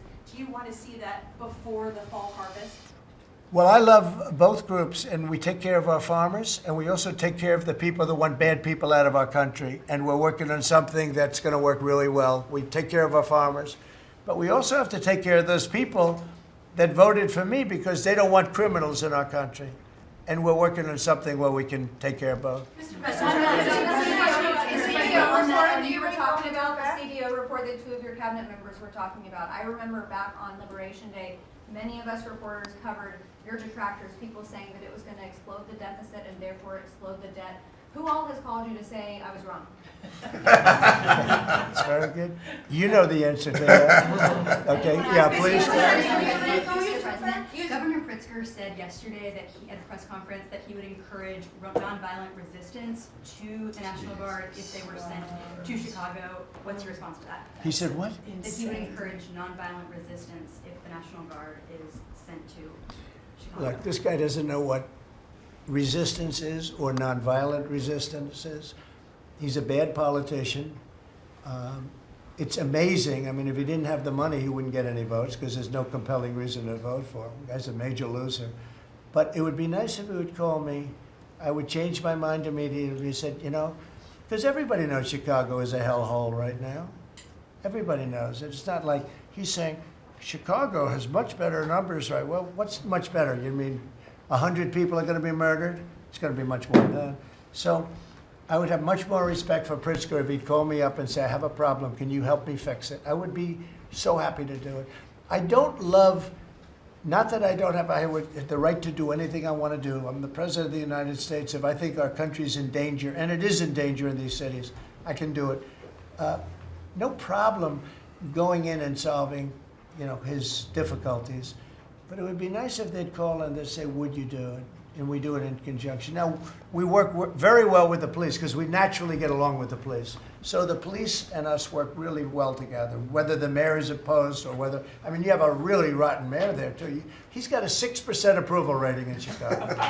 And I see black women wearing a red MAGA hat last night on television. Please let the president come in. My son was attacked. You have a force of black women. They're like only Trump. They want Trump to come in. And you see them, they're all over the place in Chicago because they're afraid to go out and they don't want their son or their daughter killed, just like your parents didn't want you killed. And we have a tremendous, look, it's not about winning elections because we want to have nice, fair elections. It's not politics. We want to see a safe country. You have people that want to see a safe country, and they're great people. You have great people in Chicago. The mayor is at 6% approval. He's an incompetent man. He should have never been put in a position like that. He can't handle it. You have an incompetent governor there. You have an incompetent governor in California, Gavin. I know him very well. He's incompetent. He's a nice guy, looks good. Hi, everybody. How you doing? He's got some strange hand action going. I don't know what the hell his problem is. It's a little weird, to be honest. There's a little something shaky going on there. But, you know, all he has to do is call me and say, we have the Olympics coming up. We want to make it really good and safe. And I'll put some really good, great American patriots in there, and you won't have any problems. Don't forget, it's loaded up with some stone-cold killers, some really bad people, some people that were just born to be bad. They're criminals, bad criminals, dangerous. And we can solve the problem for them very quickly. So Okay, you know what I think? I think this. You have not had this happen for 4 years. You sat and you'd ask one question to Biden, and it was always the ice cream question, right? What flavor ice cream do you like best? I like vanilla. And that was the end of the conference. I think now we've done enough. question on These this. people are very busy. I want to just thank, this is the greatest, this has never been done before. First of all, a cabinet meeting was sacred. You'd never let the fake news media in. But the fake news media isn't all fake. It's, a lot of it is, but it's not all. I think it's a great thing. I think maybe it's going to be done in the future. I hope it's going to be done. But you really get the word out. I mean, we had, each one of these people spoke. I think each one, if I thought one of them did badly, I would call that person out. I would say, Christy, what the heck are you doing? Please don't say that. No, but no, seriously, you have a very talented group of people. They get along, they work along together. And there's something really nice about just, you know, the openness of what we're doing. It's government. It's an open government. That's what we are. And we haven't made too many mistakes. Maybe we'll, but we haven't made too many mistakes. We've called it right. And I think you can be very proud of your country. We are a respected country again. We are really, right now, respected at the highest level, and we're doing great. And we're a very rich country again, very rich. And that's a good thing, because when we're rich, we can take care of poor. And that's what we're doing. And we're taking care of crime. And I hope, just in finishing, I hope that Illinois, I hope that New York, I hope that California, I hope they call me and they say, I'd love to have you come in and help us out. I will be a totally different person with them. I will respect them for doing it. Thank you all very much. Thank you, everybody.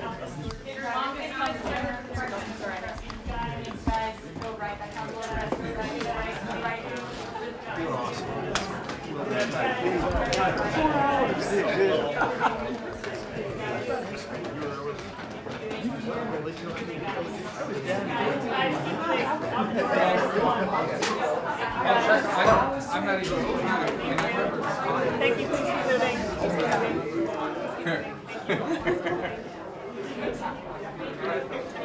Thank you. Yeah.